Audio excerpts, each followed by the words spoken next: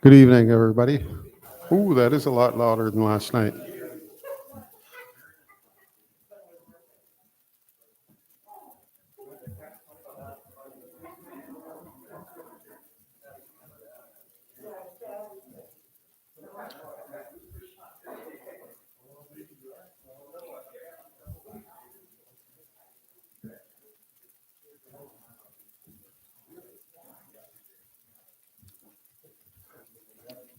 Okay, so we'll get started since we're recording and live streaming today. So before we start anything, Elder Darlene Navis, can you please say a prayer?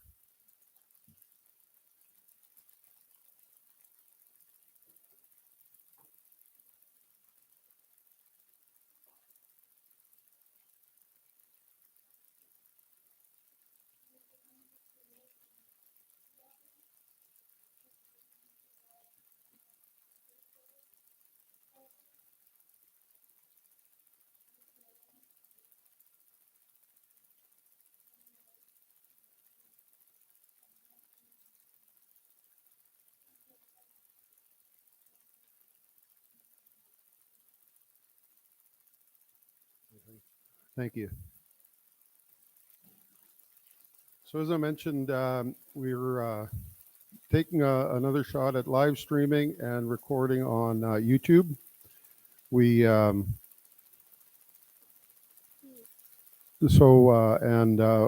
we'll be taking any comments that any band members have, questions that you can put questions on the comments, and we'll be getting those to the presenters as the evening progresses.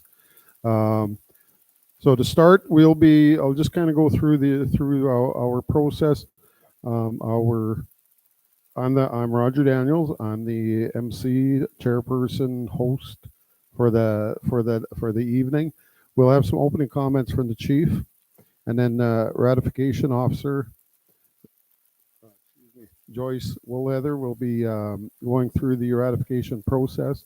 She'll be answering any questions that anybody has after her presentation is done.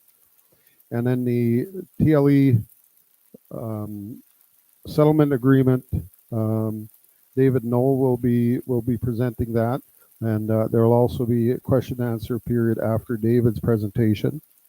And then the next two presenters, Stephen Pillipow will be doing the Legacy Trust, and Louis Tapper will be the financial advisor. We'll be tying their presentations together, and then any questions can be asked once Louis Tapper has done his presentation. So to start, we will have the chief. Thank you, Roger. I appreciate the afternoon. Welcome to all our urban members here in Prince Albert to our TLE informational session. Just a reflection on over the past 20 years, we've been operating our specific claim trust, with the guidance of the solid trustee team.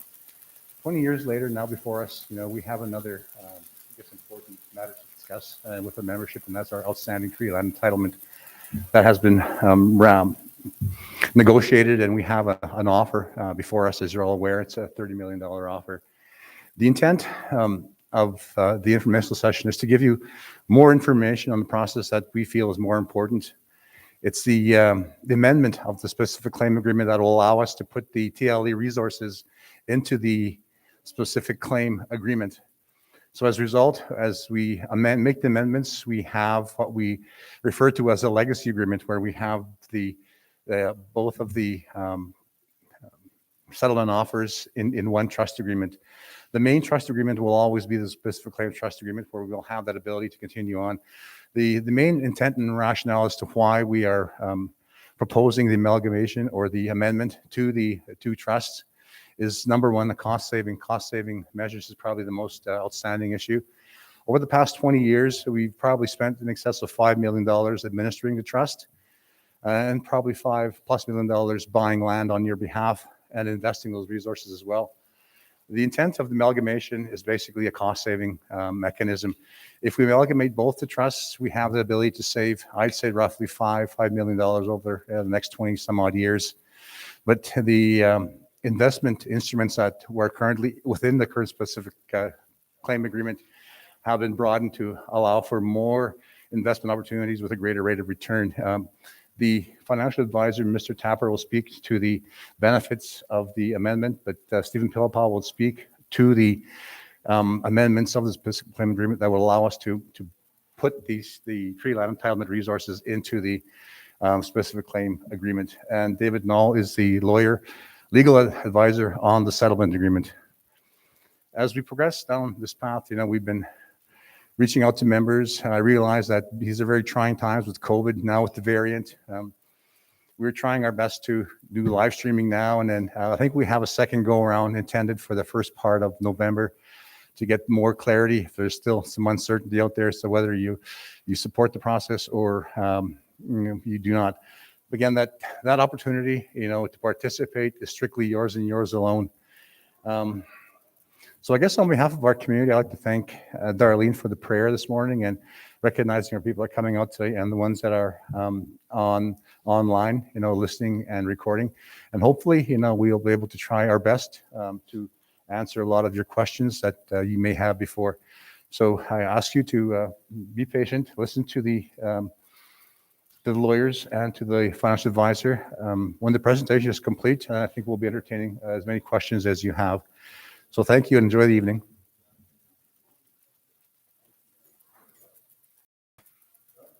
Thank you, Chief. Joyce, Ratification Officer Joyce Woolhether.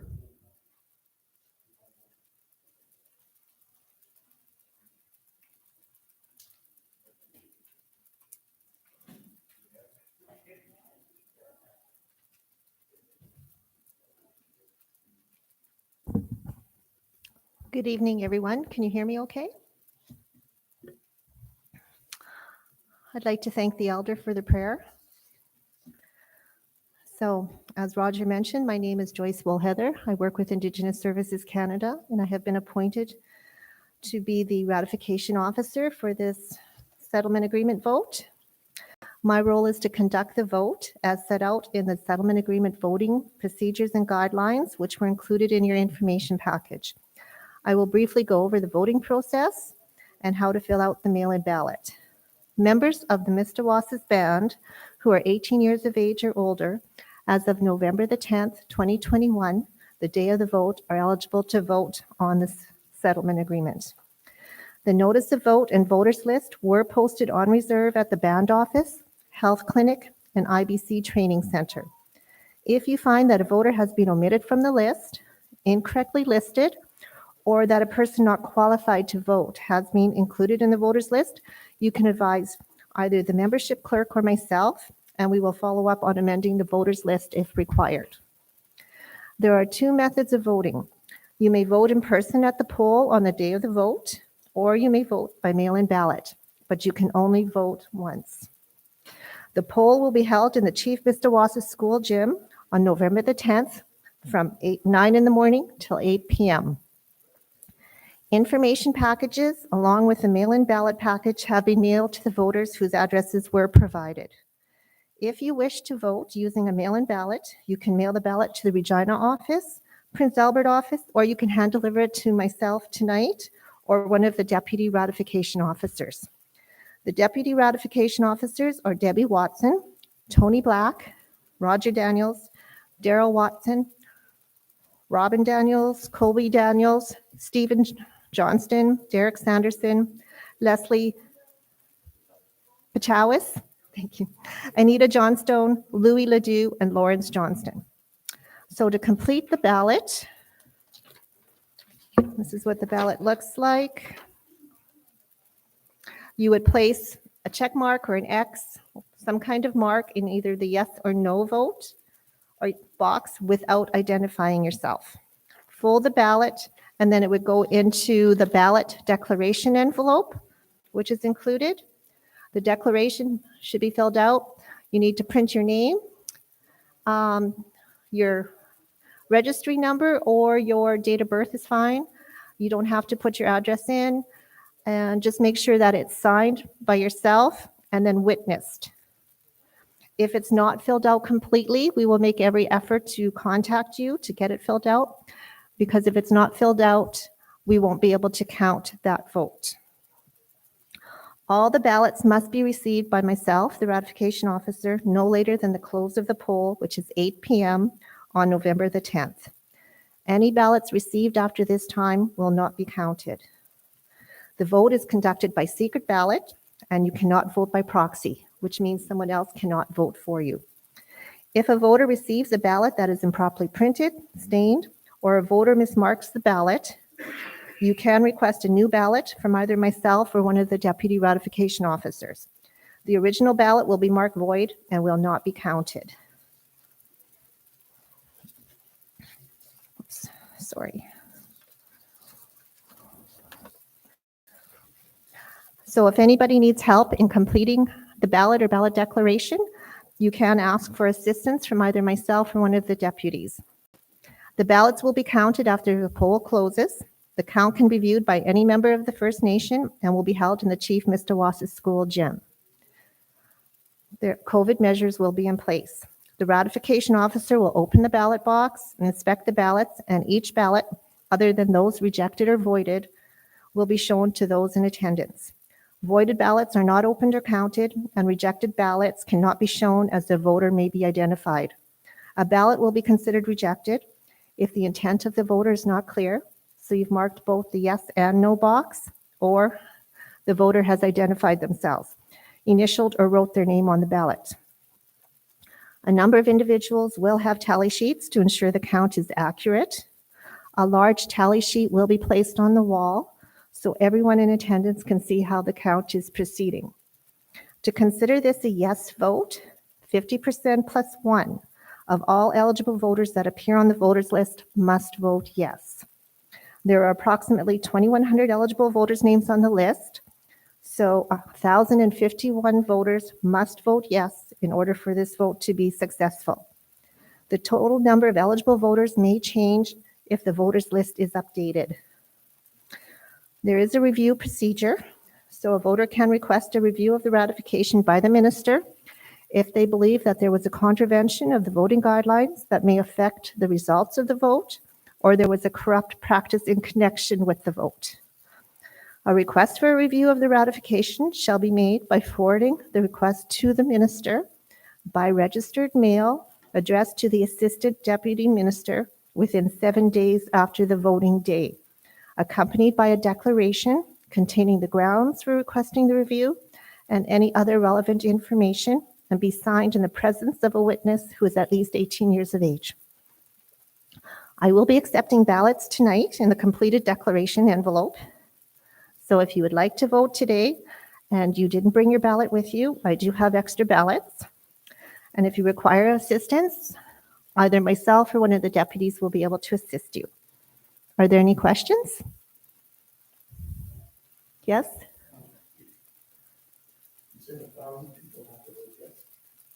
A little over 1,000. It'll depend on how many names are on the voters list at the end. Right now, it's sitting around 2,100 names. So 1,051, but like I said, that can be adjusted. If new members are listed, we have to add them, or deceased members we can take off the list.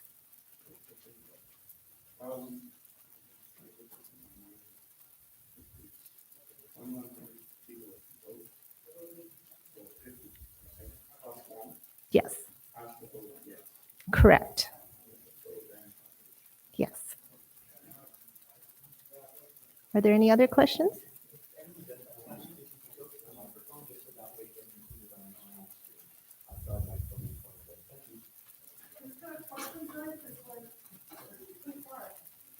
Do you have a deadline date for mailing New Year ballot? They have to be in my hands by 8 p.m., the close of the vote. So for the mail, it might take a little bit longer depending where they're mailed from. So make sure you give yourself enough time to get them in the mail. If it gets close to vote date, you might want to consider hand delivering them if you're able to do that, or courier.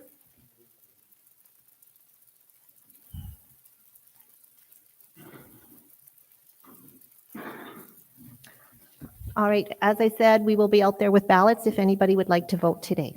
Thank you.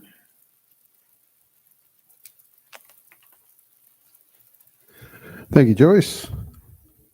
And I will get things set up here for our next presenter. Doo, doo, doo, doo.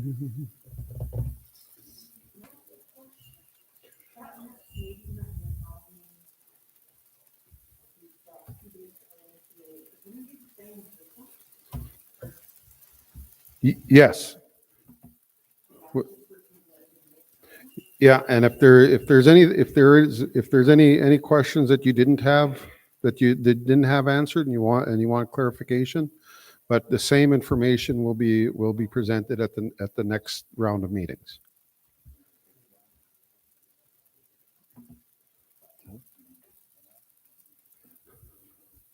The dates are November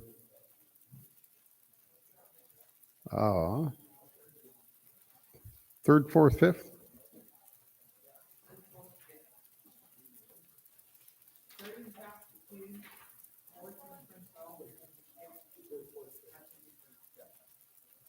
And it'll still be exactly the same. Yeah, the presentation that David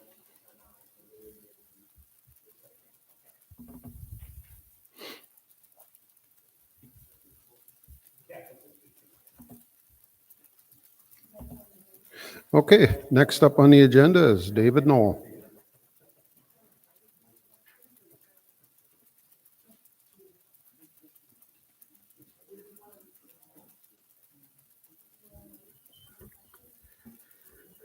Good evening. My name's David Knoll. I'm the lawyer, and I'll be speaking only on the settlement agreement. So if you have any questions about the settlement agreement itself, I'm prepared to answer those questions. You should have received in your package, or you can pick them up from a package, I guess, copies, executive summaries of the settlement agreement, as well as a more detailed summary of the settlement agreement. And then, of course, I have the PowerPoint presentation, which I'll be going through this evening. I want to thank the elder for the prayer, and there was a strong hint that I should keep my presentation to 20 minutes. So I'll be trying to stick to my 20 minutes, quarter after. I just want to give, by way of background, what is this claim about, this settlement about? There was a First Nation way back in the 70s that went to the FSIN and they said, look, we think under the treaty, when the reserve was first surveyed for our First Nation, we didn't get all the land that we were entitled to. The surveyor came out, the Indian agent came out, he surveyed the reserve, but he didn't take into account all our members. Some of them were out hunting or working and hadn't been counted, so we were shortchanged. We didn't get all the land that we were entitled to receive. So they went to the FSIN and they told the chief of the FSIN, can you check this out, So the FSIN, the executive member, I don't know, it might have been David Hennique at that time, or maybe he was the national chief, I don't know. And Saul Sanderson. And they said, well, if it's one First Nation that might have been shortchanged, there might be other First Nations here in Saskatchewan as well. And so they commissioned a research firm out of Ottawa, Tyler and Wright, to check on all the First Nations in Saskatchewan who may or may not have received all the land that they were entitled to under Treaty 4, 6, 8, or 10. So after the research was done, the report was prepared and given to the FSIN, and they identified 26 First Nations that didn't have all the land that they were entitled to. They were shortchanged. So now what to do? Okay, so they went, FSIN said, Canada, you have to fulfill your treaty obligation to these 26 First Nations because they didn't receive all the land that they were entitled to under the treaty. Well, Canada then says, well, under the Natural Resources Transfer Agreement, we transferred the land over to the province. And the province has an obligation to give us the land so we can fulfill that treaty land entitlement obligation. So in 1976, there was a sort of a formula that was determined to calculate what the acreage was and what the compensation should be for the First Nation. But over the course of several years, there was a problem with the province, because province said, before we're going to transfer any of this land to Canada to fulfill that entitlement obligation, we want all these third-party interests dealt with. How you deal with roads, how you deal with the minerals, how you deal with the farmers, all this sort of stuff. We want those issues resolved. Once you clear off all those third-party issues, then we'll transfer the land Canada to you. So for several years, it just got bogged down. And we ended up taking it to court. I was legal counsel at that time for the FSIN, and we took the whole thing to court. Actually, Steve's dad was also involved, and we went to court on behalf of 4 First Nations in the South to deal with what was then called the 76 formula and trying to get that fulfilled. However, Canada said after several years, we didn't even get to a court action. We filed a whole bunch of documents. Canada said, no, let's not go to court. Let's see if we can settle this. They set up a commission to review how to settle this issue for those 25 First Nations. The commissioner came back with a report, and he said, hey, what we'll do is we'll develop a new formula. Forget the 76 formula. We'll do come up with what they called an equity formula, which ended up with determining a certain amount of compensation that would be provided to the First Nation, and the First Nations, those 25, 26, would then use the money to go out and acquire the land, and Canada would then transfer to reserve status. So there were meetings of the Assembly of Entitlement Chiefs to consider this report, this new approach, because it was a bit controversial, because under the Natural Resources Transfer Agreement, land was supposed to go from the province to Canada, and Canada had an obligation to set aside as a reserve. So now what this new equity formula proposed is that the money to acquire this land under the equity formula would go to the First Nation. The First Nation would then go out, acquire the land, deal with all the third-party issues, and then it would be transferred to Canada and the province, and that's the way the land would be transferred to reserve status. So in 1992, finally there was an agreement as to settle the claims of the 25 First Nations. So in September of 22nd, 1992, the 26 entitlement bands were paid approximately $500 million, and it was paid out in installments over a 12-year period to acquire up to 1.67 acres of entitlement reserve land. And as you may or may not be aware, those 26 First Nations have been out over the course since 1992, acquiring land, some of it rural reserve land, some of it urban reserve land, and using the $500 million to do that. This 1992 TLE Framework Agreement, Saskatchewan TLE Framework Agreement, formed the basis for the settlement of 8 other First Nations in Saskatchewan, because they looked at this equity formula, which was kind of new, and they said, oh, it's not just the 26, we also are entitled to some more land. And so they were settled also under the principles of this 1992 Framework Agreement, and their payments were over a 5-year period instead of a 12-year period.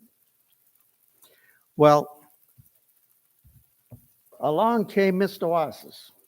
Now in 2005, a report was prepared, and they said, we were also under that equity formula. We were shortchanged. We didn't get all the land we were entitled to. So that claim was submitted to Canada under the Canada's Specific Claims Policy. They said in 1878, 49,200 280 acres were set aside and surveyed for the First Nation. It should have been 53,632 acres. In other words, we were shortchanged 4,352 acres. They call that the shortfall acres. So Canada, it took several years from the period of time of 2005 to 2019. There was a back and forth, several negotiations with other TLE First Nations to reach an agreement with Canada. Finally, Canada agreed to settle the claim for Mistawasis in March of 2019. They made a global settlement offer in the amount of $31,576,975. Now, several years prior to that, Canada was prepared to settle this on the basis of 262 acres per acre for the settlement of this claim. Then Canada, further 5 or 6 years later, Canada said because the price of land had gone up, we were going to settle it at $462 per acre. Well, that wasn't good enough for the First Nations that were negotiating, and they said no. In 2018, 2019, Canada agreed to settle it out at $1,032 per acre. So the settlement that would have been around 12 or 13 million is now 31,575,975. And Canada said that instead of paying it out over 5 years, we'll pay out that amount in a lump sum within 45 days of this agreement being ratified by Canada. That's the land acquisition date or the finalization of this agreement. We will transfer our portion of it over to the into your trust account, the First Nations trust account, and the province, their portion of it, within 45 days, they will transfer it to Canada, and then Canada has 45 days to transfer it over into the First Nations trust account, the legacy trust account, which we'll be talking about later. Out of this 31,575,000, there's about 1.2 million to cover other costs like land acquisition costs, ratification, negotiation, and some miscellaneous costs as well. Saskatchewan's portion, which they're going to be paying to Canada in 45 days of the execution, not your ratification date, but the time after Canada ratifies this agreement, they'll be paying $9,106,280 to Canada. Canada then will transfer it into the legacy trust. Canada's portion is $22,470,695. And after the agreement is ratified by Canada, within 45 days, they will transfer that into the legacy trust account. The First Nation accepted this arrangement by BCR and proceeded to settle this claim under the principles of that 1992 framework agreement. So here's a sort of summary of the calculations. The shortfall acres are 4,352 acres. Now, I want to spend a little bit of time on these shortfall acres. The first obligation of the First Nation, the Legacy Trust, and those who are the trustees, is to use the money that comes from Canada and Saskatchewan, this settlement amount, to get these shortfall acres first. Because Canada said, you didn't get all the land you were entitled to at the time of the first survey. That's a legal obligation, a constitutional obligation we have to you, and we want the money used first to acquire those shortfall acres. Not just the surface, but the subsurface. That means the minerals as well, and you have to deal with the improvements. So after you get the shortfall acres, then if there's any balance of money, funds in the trust account, then that can be used to acquire the equity acres. In other words, you can get more land into reserve status, up to 29,394.18 acres. And you don't have to get the subsurface minerals. You can make arrangements to just purchase the land, the surface of the land, and you can make arrangements to deal with third-party issues. So the mineral payment that is part of that 1 million, 1.3 million I talked about is 195,000. Land acquisition costs 100,000. Negotiating costs, there's money I think that's already been transferred in the amount of 718,000. Ratification costs, I think those have also been transferred over for 262,000. Then the additional costs will be transferred probably at some future date into the trust account. So as I mentioned, 45 days, Canada will transfer its amount. The Saskatchewan will transfer theirs to Canada, and Canada will then transfer it into the legacy trust account, all within a 45 type day, sequential 45-day period. As you noticed in your packages, there are a bunch of schedules attached to it. Schedule 1 deals with the mineral revenue sources. This lists all the type of minerals that might be under the ground that you will have to deal with if you're purchasing the shortfall acres with the minerals. Now, if you in fact select land, and I think maybe you have already done that, that has no disposition, in other words, no one owns the minerals underneath, or no one has an interest in the minerals underneath, you get them for free. They're called undisposed of minerals. You get those free. Otherwise, you have to negotiate some sort of arrangement with whoever owns or owns the minerals or has an interest. It might be privately owned, or it could be Crown-owned minerals. Schedule 2 deals with an amendment to the Natural Resources Transfer Agreement. This is between Canada and Saskatchewan, because Saskatchewan is now not necessarily transferring land over to Canada. They're providing some monies instead to acquire the land that will be eventually turned into reserve status. So there needs to be an arrangement, an amendment to the Natural Resources Transfer Agreement to permit this to happen. The ratification vote guidelines and procedures is schedule number 3, and Joyce spent a little bit of time talking about that. Schedule 4 is a certificate I have to sign, basically advising Canada that I met with you, I explained to you the settlement agreement terms and conditions, and I answered any questions that you may have. The important thing about this is no money will transfer until I submit the certificate. So I've got some leverage here. Schedule 5 deals with the certificate of independent financial advice. That's something that Louis has to sign after he gives his, you and Steve's signing that? I think it's you. It's good. Yeah.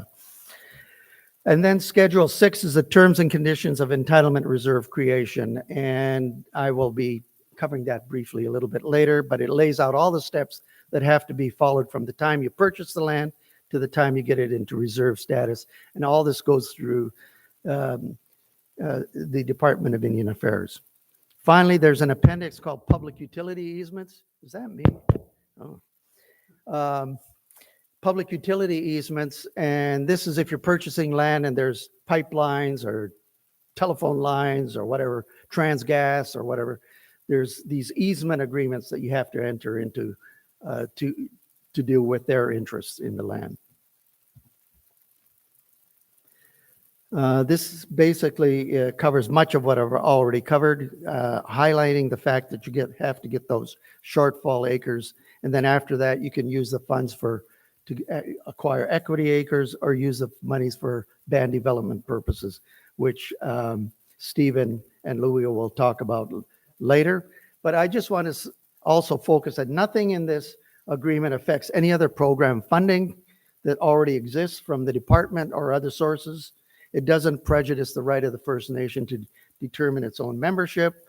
And if there's any sort of constitutional changes from Canada that results in some sort of benefit that you can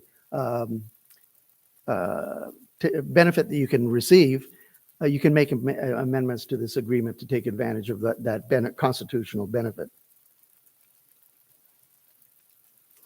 Also, these funds, the principal amount, that $30-some million is not taxable, and Louis will talk about that a little bit later. The acquisition of land, minerals, and improvements is something that you're going to have to deal with. That's probably one of the most important things in acquiring entitlement reserves. And you have to deal with all the other interests in the land. And it's on the purchase of this land is on what they call a willing seller, willing buyer. You go out to the farmer says he wants to sell the land, and you negotiate the purchase of that land. So it's on a willing seller, willing buyer. It's a negotiated process. Now there is an upper limit on how much money can be used until you get the shortfall acres. In other words, Canada says we don't want the trustees to use up all the money that Canada has given and placed into the trust account until those shortfall acres are acquired. So you can't necessarily go rushing to Saskatoon and buy urban property and spend all your money on a couple of acres of urban property, and you fall and all the money's used up and you don't have your shortfall acres. So there's an upper limit on how much can be spent on the purchase of land until those shortfall acres are acquired. If there's any money left over and you've got your shortfall acres with reserve status, then there's no upper limit. You can spend the money for the acquisition of land and whatever the price might be. All the land, reserve land, has to be acquired in Saskatchewan. You can't get this in Manitoba or Alberta. There was one ban, the Onion Lake First Nation next to Alberta. They had the opportunity to purchase land in Alberta under this TLE agreement. But Alberta said, to heck with you, we don't recognize that agreement. We're not going to be bound by that agreement. So Onion Lake ended up not buying any land in Alberta using their treaty land entitlement monies, even though they had the opportunity to do that. So it has to, all the land has to be acquired anywhere. You can get it anywhere in Saskatchewan.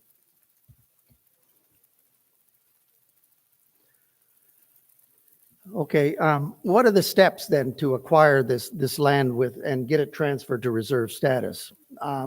Whoever the people are responsible in the trust and the First Nation, what you have to do is identify, once you've negotiated an agreement, you have to deal with all the third-party issues, dealing with water, leaseholders, power lines, or whatever the interests are. But then you pass a band council resolution advising Canada that the First Nation wants to get that parcel of land with reserve status. The BCR goes to the department and is registered, and the federal government then notifies the province that the First Nation wants to acquire this land and have it transferred to reserve status. And there's a freeze that's put on the land for a period of time. In other words, once you've expressed an interest in acquiring that land with reserve status, there's a freeze and it can't be disposed of to someone else, or other interests can't, third-party interests can't be registered against it. Once the BCR is registered, there's someone from the department that will be assigned to work on a submission that covers all the interests that need to be dealt with to get the land from a private owner into reserve status. Once that submission is completed, it goes to what's called the Additions to Reserve Committee. The Additions to Reserve Committee, they look at the submission and they either unconditionally recommend that it proceed to reserve status, or they may look at it and say there's some third-party issues that still need to be settled, and until you settle those, we're not going to transfer to reserve status. And they give you some time to work out whatever the shortfall is in the submission. Or the department, the committee may say, no, we're not prepared to transfer this land to reserve status. But they have to provide you with written reasons why they rejected the land for reserve status. And you have an opportunity to go back and forth with them on the rationale for not accepting this land, proceeding to reserve status. The minerals are probably the most difficult thing you're going to do. Unless they're undisposed of, there's no interest in the minerals underneath. If there are interests in minerals, they're sometimes the most difficult thing to negotiate. Those that own the minerals or have an interest in the minerals, either privately or the Crown Minerals, it can be a complicated, long, drawn-out process, and there's there are provisions where you can arbitrate that if there's any sort of differences of opinion or disputes about the acquisition of the mineral interests. But it's sometimes more time consuming. The land that you're interested in may have water across it, either if a lake within, a pond within, or there's a stream or a creek or something like that. If it's a pond that's wholly enclosed within the land, you get the whole pond, you get the water bed, you get the water and everything. If in fact there's an outlet, in other words, there's a creek or a stream or an outlet to this lake, then you can acquire what they call the high water mark, ordinary high water mark of the shore or the shores of the beds of the water body. You can actually purchase that, but you don't get the bed of the water, or you don't get the water itself. But you do have the opportunity to ensure that the flow of the water, the quantity of the water, and the quality of the water stays the same. In other words, the farmers up above or farmers below, or a project above or project below, cannot pollute the water, in which case if they do that, you have an opportunity to seek compensation from them for the pollution of the water and not maintaining the quality, flow, and quantity of the water. So those are what are called riparian rights that you can ensure are kept by whoever the people are upstream or downstream. If there's a water project actually that's being considered that may have an impact on the water that's flowing across the land that you're interested in, there is a provision that you can participate with whoever's interested in purchasing that, and participate in the decision to go ahead with the project or not. I haven't heard of any First Nations that have actually entered into those type of arrangement, nor have I heard, for that matter, of any projects that have been set up that interferes with the water. There might be roads across the land that you're looking at purchasing. If it's a provincial highway, those normally will not be transferred over to you. But if it's an undeveloped road, that can be transferred to reserve status, but it has to be returned if at some future date the province comes back and say, hey, we want to use that road now, then you have the obligation to transfer the road back. But if there's any improvements that you've made to that road, then the province has to compensate you for those improvements. There's actually a cost-sharing agreement between the RM with Saskatchewan and Canada to compensate the RMs and the school divisions in the instance where some roads are taken up. That's to compensate them for the loss of tax revenue, because once the reserve land is transferred into reserve status, they cannot collect any more taxes from the land. So there's this 20-year compensation fund that's set aside to compensate the RMs and school divisions for any land. It's not confined just to roads. It's just any reserve land that's acquired in the RM that might result in some tax loss to the RMs. But they do have an obligation still to maintain any roads that go across the land.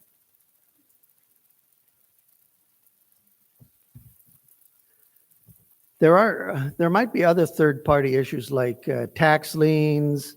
There may be some mortgages, writs of execution, PPSAs, these type of things that are attached to the land. So whoever is acquiring the land on behalf of the First Nation has to be aware of these type of third-party issues and get them removed before Canada and the province will consider them for reserve status. Now, Mistawasis does have a land code, so there has to be, when you're dealing with third-party interests, a consideration of the provisions in the Mistawasis land code, and also provisions in the Indian Act itself that deals with these type of third-party issues. There may be a benefit to proceed under the code. There may be a benefit to proceed under the provisions of the Indian Act, or what they call the Additions to Lands to Reserve and Reserve Creation Act. Whichever is more efficient and cheaper, you may want to, and quicker, to get the land to reserve status and are dealing with these third-party issues.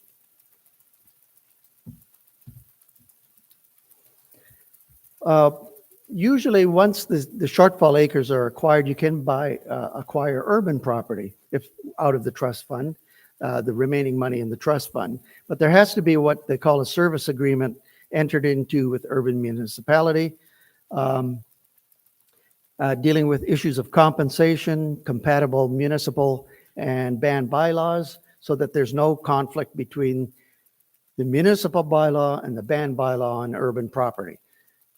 There should be enforceability mechanisms in there, as well as dispute resolution provisions in those type of service agreements. If in fact you end up, there is a provision that says, look, if you think you've been with Canada and you negotiated what you think is a good service agreement with the municipality, whether it's PA, Saskatoon, or whatever, and you think it's fair and reasonable, Canada could actually end up transferring it to reserve status, even though the municipality doesn't agree, as long as they're persuaded that the service agreement you negotiated is fair, reasonable, and equitable. However, the municipality can appeal that. They can say, look, we didn't act in bad faith. We don't think it's fair. In which case, until the dispute is resolved, Canada won't transfer the land to reserve status until the dispute is resolved. Now, at the end of the day, Canada says, and the province have said, look, we want a full and final release. This is all just on your treaty land entitlement claim. In other words, years from now, the population might grow. You can't come back to us and say, oh, our population has grown and now we are entitled to more land. This is full and final satisfaction of the treaty land entitlement claim. And both governments want certain releases. Canada wants its release from the First Nation of the TLE obligation. The province wants a release from Canada of their obligation to Canada under the Natural Resources Transfer Agreement. And they want to make assurance that there'll be no future action taken against them on a TLE claim. It doesn't affect any other of your treaty rights. There's even a provision that says if there's any variation to the treaty itself, and I haven't heard of any, that's beneficial to you, you can amend this agreement to take advantage of those benefits. There are settlement board and arbitration provisions in this agreement, but I'm not aware of any First Nation that has taken advantage of these. There's only been one instance where the First Nation actually went to court itself, but they didn't utilize these provisions. But if there is a dispute, you have the settlement board and the arbitration board to deal with. There's tax loss compensation. I already mentioned the 70-30 arrangement to compensate RMs and school divisions. The TLE monies that are placed into the trust account, the principal amount is non-taxable. There's GST. You don't have to pay GST on the purchase of TLE land, minerals, or improvements, nor do you have to pay GST on the acquisition costs of purchasing the land, minerals, or improvements. Joyce has already gone through the ratification process. I just want to reemphasize the importance of getting out the absolute majority, 50% plus one. I think it's 1,031, 51 members have to say yes to this agreement. If it's not successful the first time, there is an opportunity for a second vote, but that would take time and effort, because then you have to go back and figure out, well, why was there no vote? Why was it unsuccessful? What needs to be changed? And that could take another year or two to resolve that. But there is an opportunity for a second vote. So that's the end of my presentation. I want to thank you for your patience in going through it. Actually, it was 30 minutes, not 20 minutes. That's not good. I've got to cut it down. So thank you. I wish you all the best in the vote.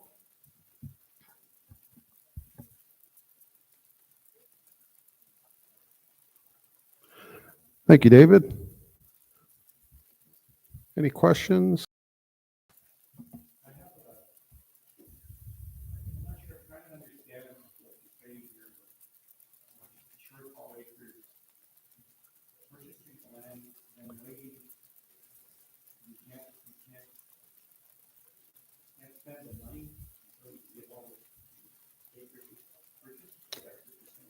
Well, yeah, you can spend money, but you always have to make sure that there's enough money in there to satisfy that shortfall acres first.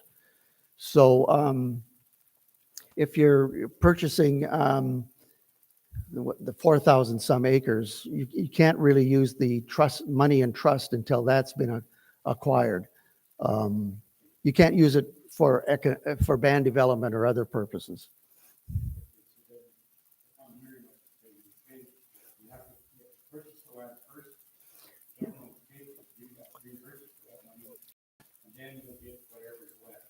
No. All the money will be in the trust account already, the legacy trust account, but that money in the legacy trust account has to be used first to acquire that 4,000 some acres, shortfall acres, and get it transferred to reserve status. So the money that's still sitting there is earning interest and all that sort of stuff, which Louis and others, Steve, will talk about. But you have to use it first to get the shortfall acres. There's one exception, and they will talk about it. There is a provision in the settlement agreement that a certain amount of money can be used for band development purposes first. But that's something that others will talk about.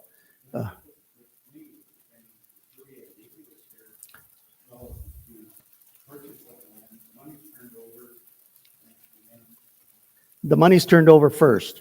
All the money's turned over first.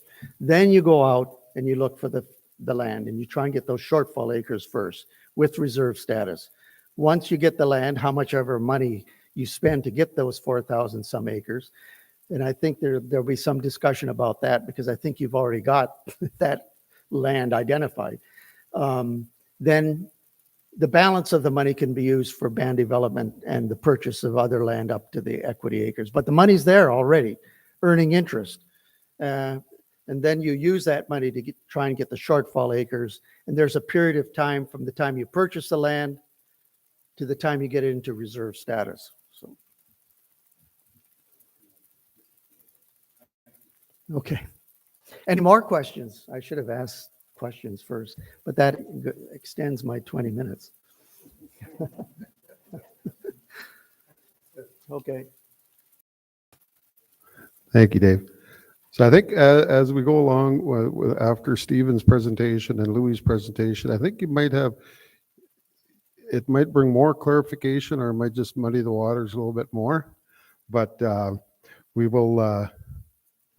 we'll see how it goes. So our next presenter is Stephen Pillipow, and he will be talking about the proposed legacy trust. Stephen?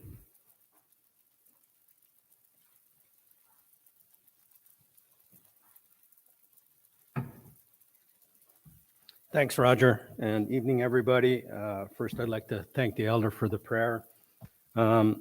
So my name is Stephen Pillipow, and I'm a lawyer. I was retained by Mistawasis to help them develop the trust agreement that needs to be established to receive these monies from Canada. So I had nothing to do with the settlement agreement and the negotiations. My job was just simply restricted to the trust agreement. So I'm just going to, before I get into my presentation, I'm just going to make a few comments. So you got a package, and I see some of you have brought your packages with you, and that's great. In that package, you've got a letter from the First Nation, from the Chief and Council, just introducing the whole topic. I know they were having some problems with David's presentation, seeing it on screen, so hopefully this is better. I don't know with the color, yeah. So There was also the TLE settlement agreement and the overview and summary that David talked about. In addition, there's the amended specific claim trust as part of the package that I'm going to be talking about and Louis Tapper is going to be talking about. There's an overview and summary of the amended specific claim settlement agreement, which of course is going to be, in the end, changed to the legacy trust agreement that Louis and I prepared for you to go through. It provides an overview and then it provides a more plain English summary of the agreement to hopefully help you understand it. And then there is a paper that Louis has prepared that he'll go through with you after I'm complete. So you got all kinds of paper in front of you, and the whole intent of this is try to keep you, to inform you and make sure that when you're voting, you understand what you're voting on. Some of the things that the questions you raised, I'm going to contradict David a little bit on terms of what he said, but the end result is the same, okay? And I'll hopefully help you understand how it all works, okay? Because the trust agreement becomes your living document as you're moving forward in this whole process.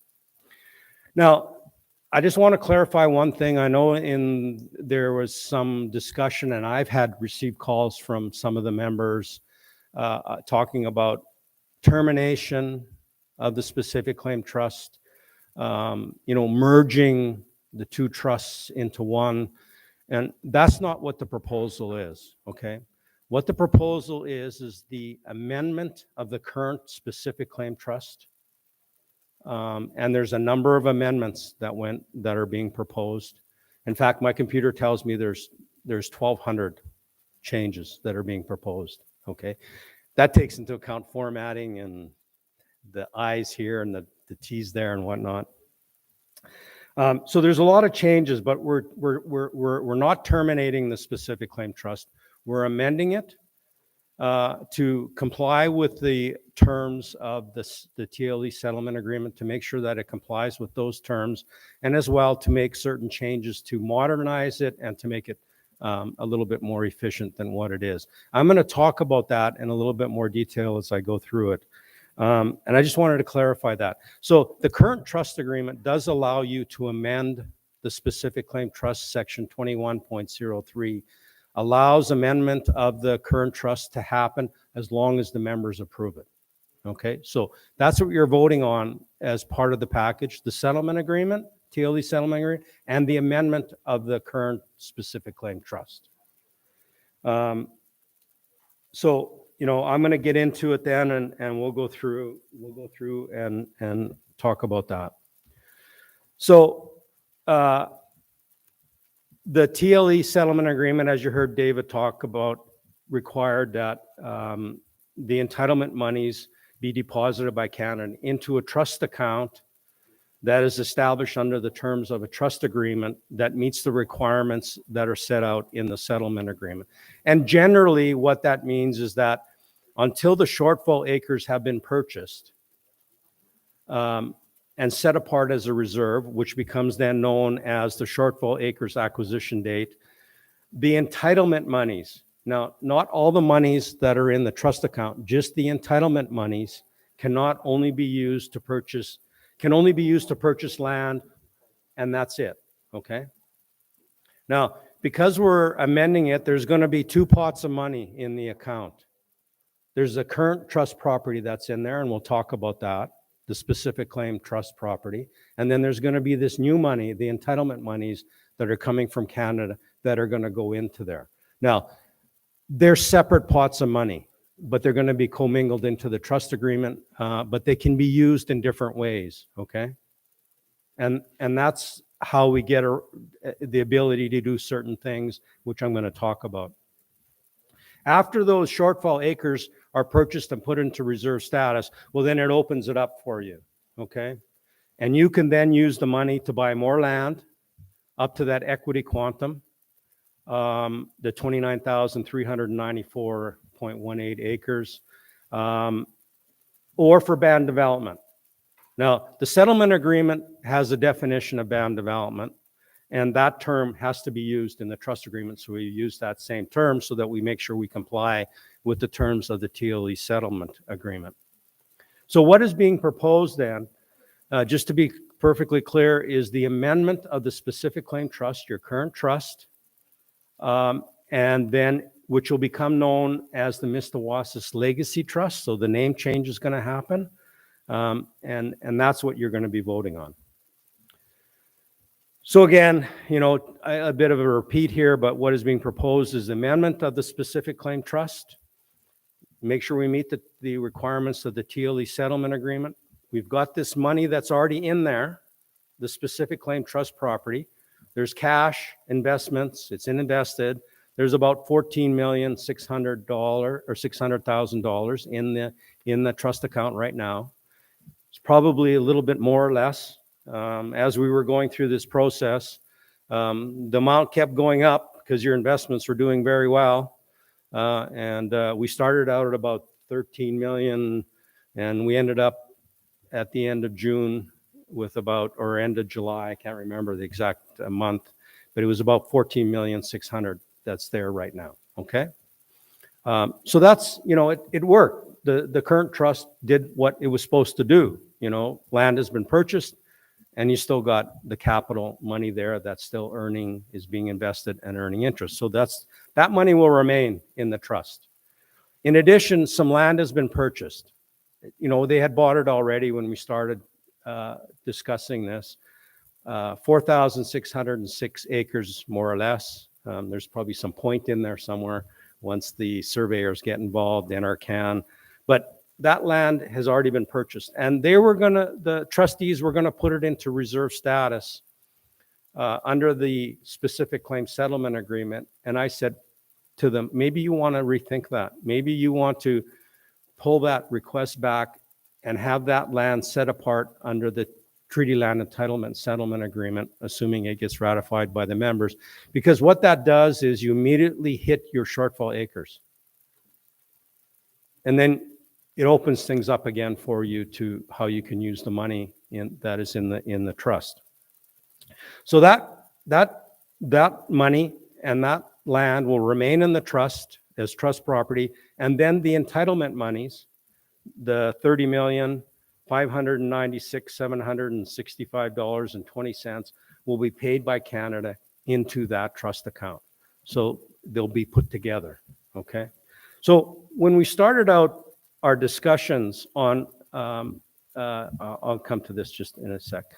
When we started out with our discussions on developing this trust, I said to the council and to the trustees, maybe you want to think about one trust as opposed to two trusts.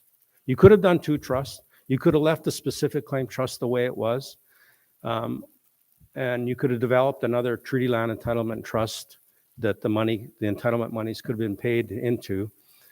And I said to them, maybe we should look at just one trust. And let's look and see whether that made sense. And it did. And I'll get into that with you. It made so much sense to do one trust. It became pretty obvious that this is the way the community should go, and that's what the end result was. And so there's going to be only one trust agreement that's going to deal with both the settlement, the specific claim settlement dollars, and the entitlement monies under the TLE settlement. So entitlement monies, I just wanted to highlight this. This is not quite the same presentation, Roger, from last night, but it's okay, I can work with it. This is how those entitlement monies are calculated. Yeah, don't worry about it. Yeah, there was just minor changes. The entitlement monies are made up of these amounts, as David kind of went through. I wanted to highlight just one of those amounts for you, the additional costs. When Mistawasis was negotiating with Canada, they said we need some additional dollars to help us get through the whole process of finishing up the settlement agreement, going through the ratification vote, and Canada agreed to pay another $142,500, but they wouldn't pay it directly to Mistawasis. they said, we'll include it in the entitlement monies and we'll deposit it into the trust account. But that doesn't help Mistawasis pay for the cost. So you'll see later on how we deal with that 142,500 and we'll go through that. I just wanted to highlight that for you. So when we were looking at it, as I said, we said there was clear benefits to having one trust as opposed to two trusts, and this is a summary of them. So cost savings, the chief talked about that. There was, when we looked at it, instead of operating two trusts, having two sets of trustees, having two offices, let's just have one. And what would be the cost savings? Louis looked at it and he estimated that the cost savings would be about $150,000 a year to have one trust as opposed to two. So over a 25-year period, we just picked a 25-year period. That's $3,750,000 that would be saved. But when you look at the interest that could be earned, the investment of that money, what could be earned over that 25-year period, and we use 7% because that's the amount that is being discussed right now that we're hoping to achieve with the investment of the money, that's about $10 million that you saved over that 25-year period. That in itself was enough reason to go with one trust as opposed to two. But the one thing that I've learned, your current trust, although I wasn't here making the presentation, I was really the architect of the trust going back to 2001. We've learned a lot since that time. I've learned a lot. There's better ways of doing things that we are going to implement or proposing to implement with these amendments into the trust agreement. You can get better returns just by doing little things. I mean, they're not so little, but they are really just simple tweaks to the agreement, really to require the trustees to do certain things. And we're estimating that, right now the trust is getting about 5% return, and I think they can do better. We're thinking about 7%. So that's a difference of 2%. You say to yourself, well, what's 2%? Well, 2% on all that money over a 25-year period comes to about $25 million more dollars in the trust property. It's a big deal.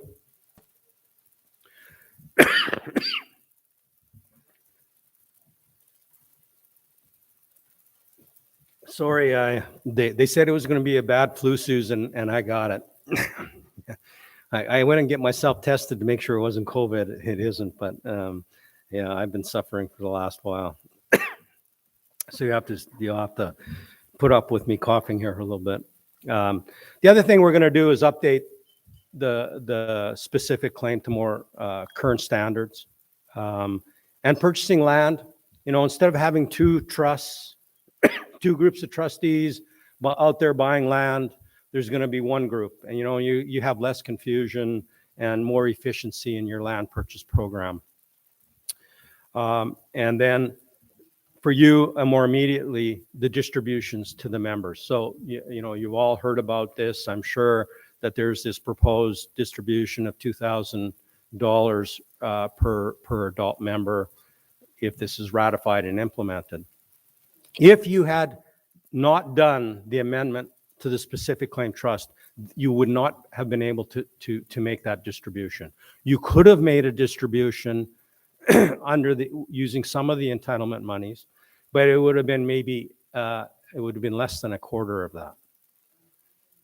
So that's one of the advantages of doing what is being proposed. So I'm going to run through the summary of the amendments in a more global basis. I'm not going to get into the specifics of every change, but you'll see that when you look at it and you compare the two agreements, they're basically the same structure. There's no difference in the structure. You still have three parties to the agreement: the First Nation, the individual members acting as trustees. There's 5, and there'll still be 5, and they're up there. Those that are going to be the initial trustees, they'll just continue being the trustees.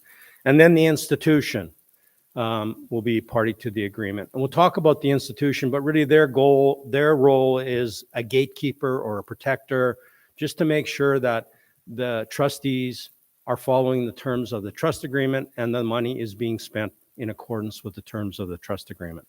There's three parts, just like in the current one. We haven't changed that. There's the trust arrangement, there's the banking agreement with the institution, and then just some general terms at the end.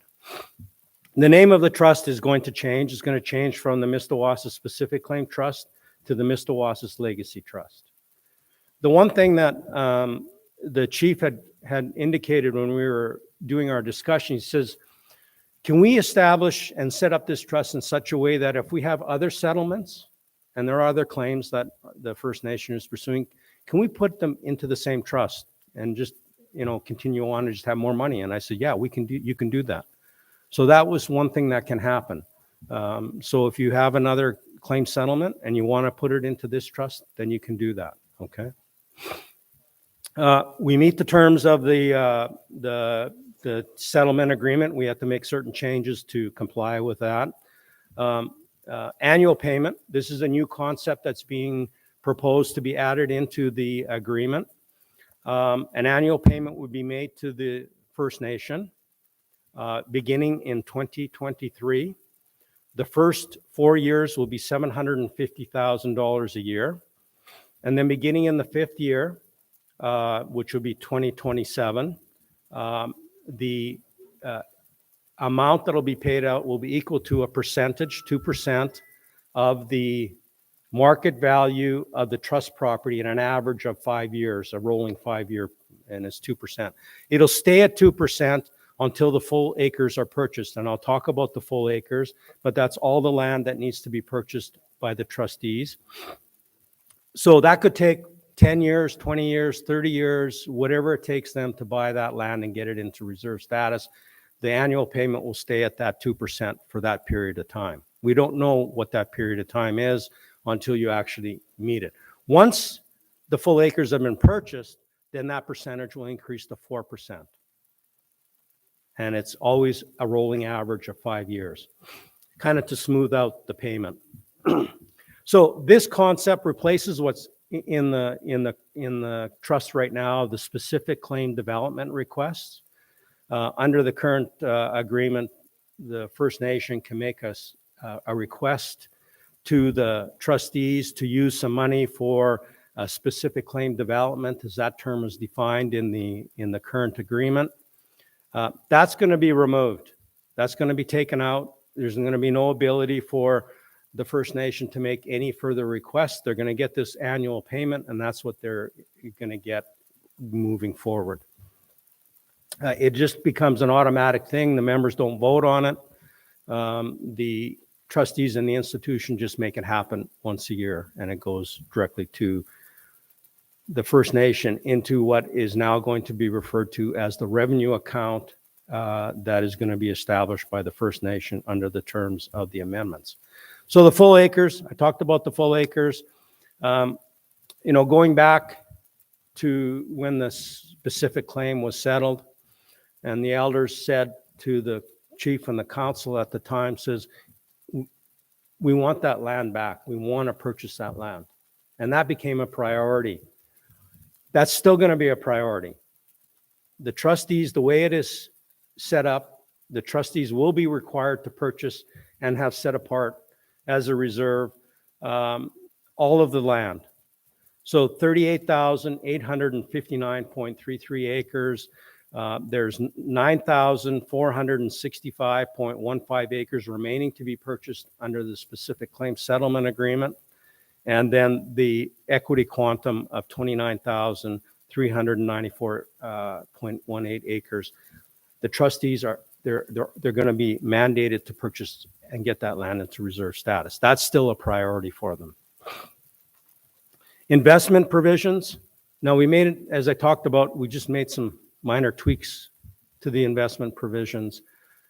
And because of those changes, you'll get a better return. And I can guarantee that because I've seen it happen. I know Louis seen it happen. The biggest one is the investment consultant.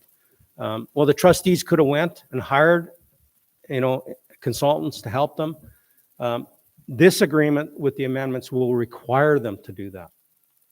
They will have to have this person, and it's referred to in the agreement as investment consultant. It's a very highly specialized consultant. They have a designation called certified financial analyst. It's the highest designation you can get in the investment industry. And these people are worth their weight in gold because I've seen them, how they work. And they just help. And you'll get a better return just by having them sitting there with you going through the process.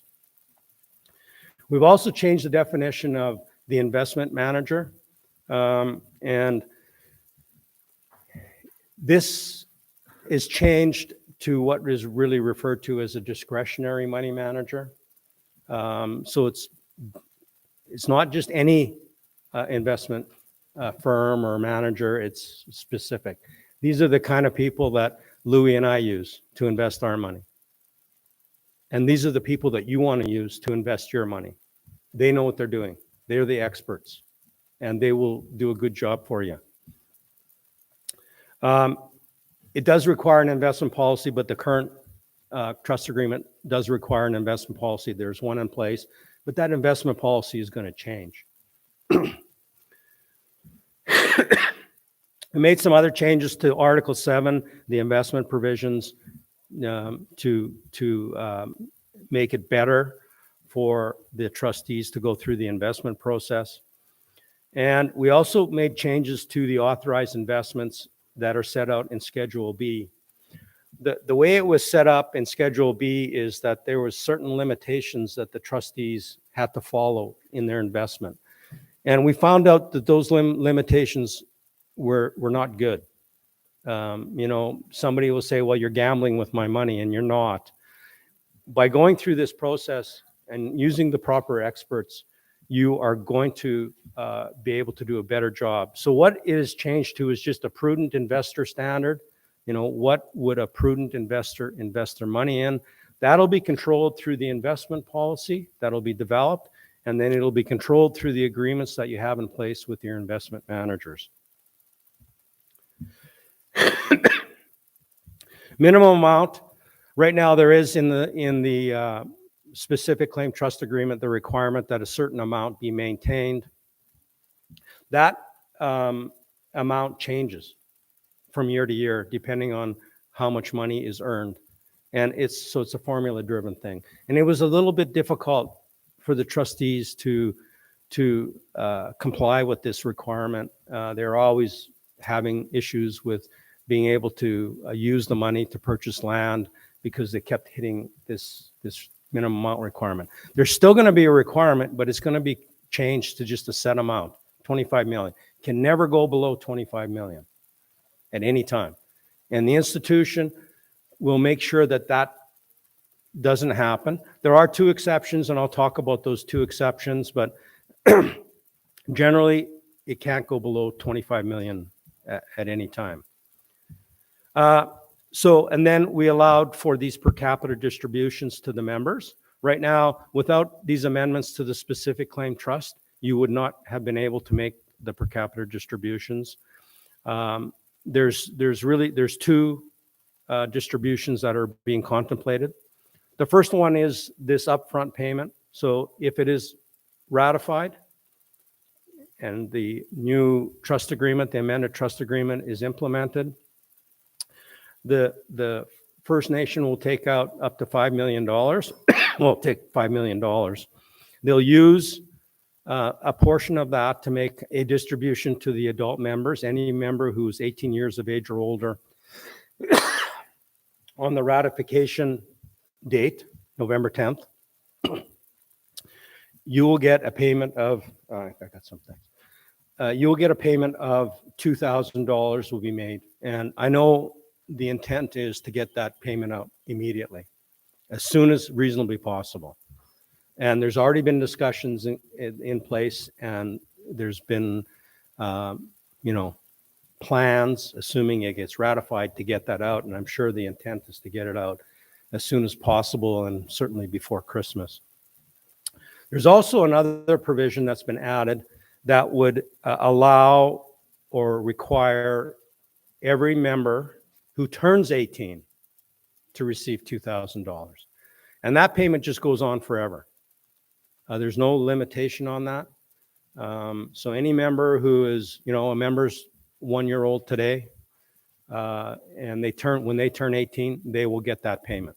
Now, it's set at $2,000, but there is a provision in there that allows the trustees and the chief and council to change that payment to more or to less, depending on how well the trust is doing. So if the trust is doing really well, and they say, well, we want to keep up with inflation, and we want to give a little bit more to those that are turning 18, they have that option to do that. Section 8 in the current trust agreement is being removed. It was unnecessary, as it turns out. Income tax rules. The mechanism to avoid income tax has changed. So a trust is a taxable entity. Regardless of who sets up a trust, First Nation or not, it is a taxable entity. In fact, Louis will go through that with you, but a trust is taxed at the highest marginal rate. And in Saskatchewan, Louis, what's that, 47%?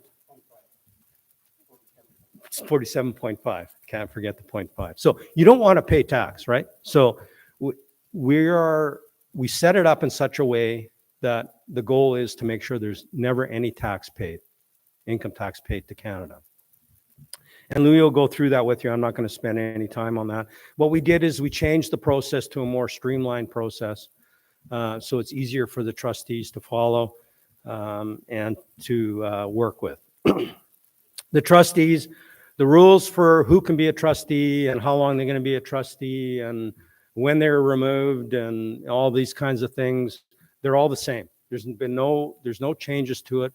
The only change we did make is remove the bonding requirement. It was an option.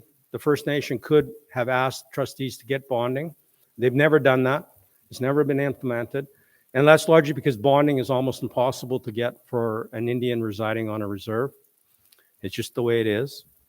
And regardless, even if you could get it, it's prohibitively expensive. You would just spend all your money paying for bonding as opposed to making it and having benefits to you guys in the future. The powers and duties stayed largely the same. We just kind of updated them to more current standards. I'll go through those with you. Article 15 was entitled Member Resolution, and that was there largely for those specific claim development requests. And because we removed that as an ability, Article 15 was not needed anymore. So we got taken out.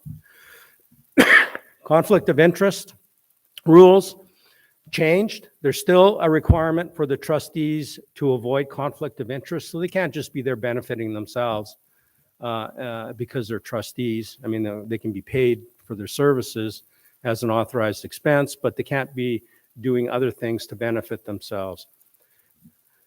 Mistawasis has passed their financial administration law. And in that law, there's a schedule at the end that deals with conflict of interest. Chief and council, employees, in fact, Louis and I, when we work for you, we have to comply with those conflict of interest rules. The trustees are going to have to comply with those rules as well. So we just changed it to the current stuff so everybody's following the same rules. We've added a new section 16 to set out the council's duties.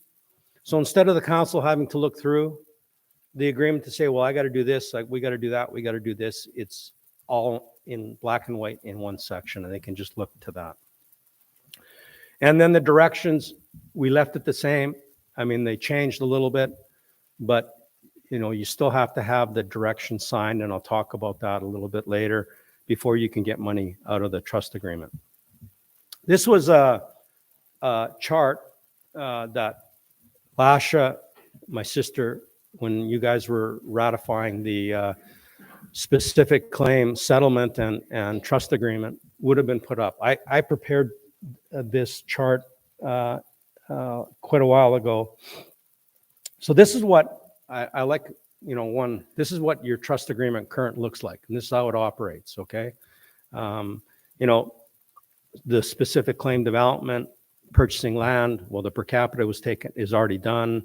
Community center is already done. Negotiating costs were already paid. So it basically was operating under purchasing land, specific claim, and investing. And then the band account was really our tax dodge. That's the way we were getting around the income taxes. This is what it'll look like now.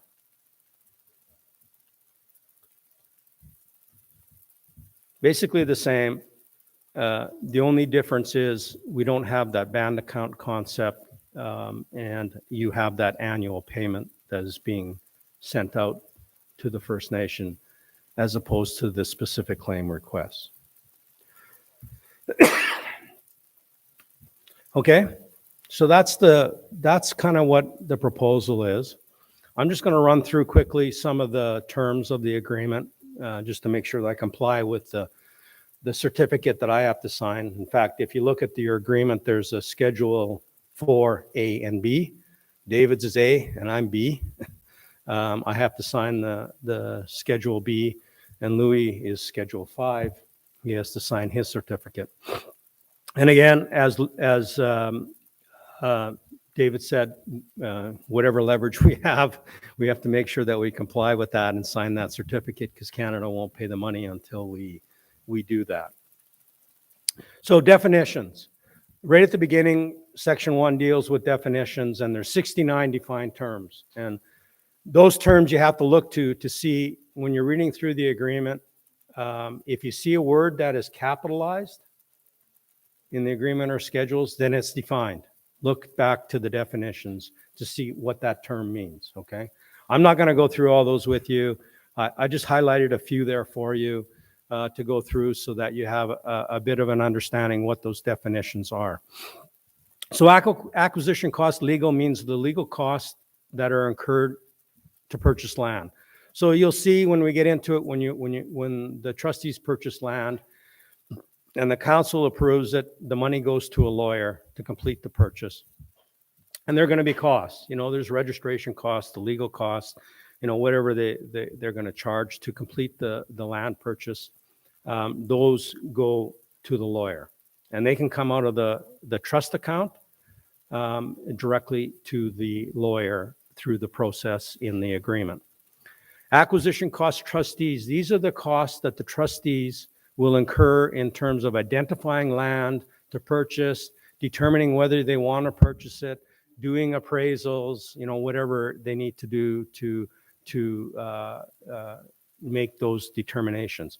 Those become authorized expenses and become paid through the authorized expense process. So there's a control mechanism put on that to make sure that the trustees are not overspending in that process. And just so you know, there has been other communities that has happened. And there's been people that have gone to jail because of that, because they were abusing their process. So we're not relying totally on their trust. We're making sure that there's some controls put in place so that those things don't happen. Annual income is just the annual taxable income. And the goal is to be zero. Okay, that's the goal. And Louis will talk more about that. But you know, if there ever is any, then we'll deal with it. The annual payment is that payment I talked about that'll be paid out to the First Nation each year. Authorized expense account. This is the account right here that the account that is established by the trustees. That account is trust property, and that's the account that the trustees use to make pay their expenses. Authorized expenses are defined. Okay. Authorized expenses are those expenses that are reasonably incurred by the trustees in carrying out the terms of the agreement. And if you look at it, you'll see that they're listed. I mean, there's certain things that are listed. I mean, it can be anything that they incur as long as it's reasonable and it's in accordance with the trust agreement. Authorized investments are those types of investments set out in Schedule B. Band development means the use of monies for the purpose of business, acquisition of land, or any project for the use, development, advantage, or benefit of Mistawasis or members of Mistawasis. That definition comes right out of the settlement agreement. We had no choice. We had to use that definition. It is a very broad definition. If you can think of it and it's going to benefit Mistawasis or a member, then you can do it. You can undertake that band development. Beneficiary is the First Nation and all members on a collective basis, so you guys are beneficiaries. Full acres, we talked about that. That's the land that has to be purchased by the trustees, that $38,859.33. Investment consultant, we talked about that too. The firm, individual or firm that has that chartered financial analyst designation and is independent, has no relationship to the trustees, has no relationship to the institution. They don't sell products. They don't provide investments. They just give advice. That's all they do. Investment managers, the people who will actually be doing the investments. And as I said, it's a very highly specific definition. That definition was developed by me in conjunction with an investment consultant from Vancouver, along with another lawyer from Vancouver that has a lot of experience in the investment industry. And then investment policy is that policy that the trustees have to develop to setting out the policies and procedures for the investment of the trust property. There is a policy in place right now, as I said, but that will change as we move forward. Minimum amount means that 25 million. The revenue account means the account that's going to be established by the First Nation. It's not trust property. It's outside of the trust. But that's where that $5 million is going to be paid to make the per capita distribution or the distribution to the adult members or for band development, and where the annual payments will be made. The trust account will become known as the legacy trust account, and that's to be established by the trustees at the institution, and therefore the institution will have control of the monies that go out of that account. Trust property just means all the monies that are in deposit in the trust account, the authorized expense account, all the authorized investments that the trust property is invested in, and then any land that is purchased until it gets into reserve status. There's 7 schedules, and these are basically the same. I mean, there's some changes to the directions from the current trust. The undertaking of trustees is largely the same, and the authorized investment schedule B, we already talked about. There's been some changes to that, but those directions, that's the only way that money can be taken out of the trust account is by the trustees signing a direction and giving it to the institution, and then the institution actually makes the withdrawal of the money from the trust account and pays it in accordance with the direction. So part 1 is just the trust arrangement. Schedule 3 is just the creation of the trust. Article 4 is the most important article in the trust agreement. This is how the money can be used or can't be used, okay? And everything feeds back into this article. Article 5, Article 6, Article 7, 8, 9, and 10 all just complement this section and put the specific rules for how the money can be used for each of these purposes. So there are, as I said, a couple of exceptions here, and that's to deal with the minimum amount. So subject to subsection 4.2F, and I'll come to that, and section 8.3. 8.3, I will come to that, but really what it is an ability for the trustees to say, look, we got a potential tax problem coming. We got to deal with it. And that gives them the ability to deal with that potential tax problem. So other than those 2 exceptions, the minimum amount has to be maintained, and the trustees can't spend any of the money if the minimum amount is not maintained. So the first thing they can do is a transfer to the First Nation, $5,142,500.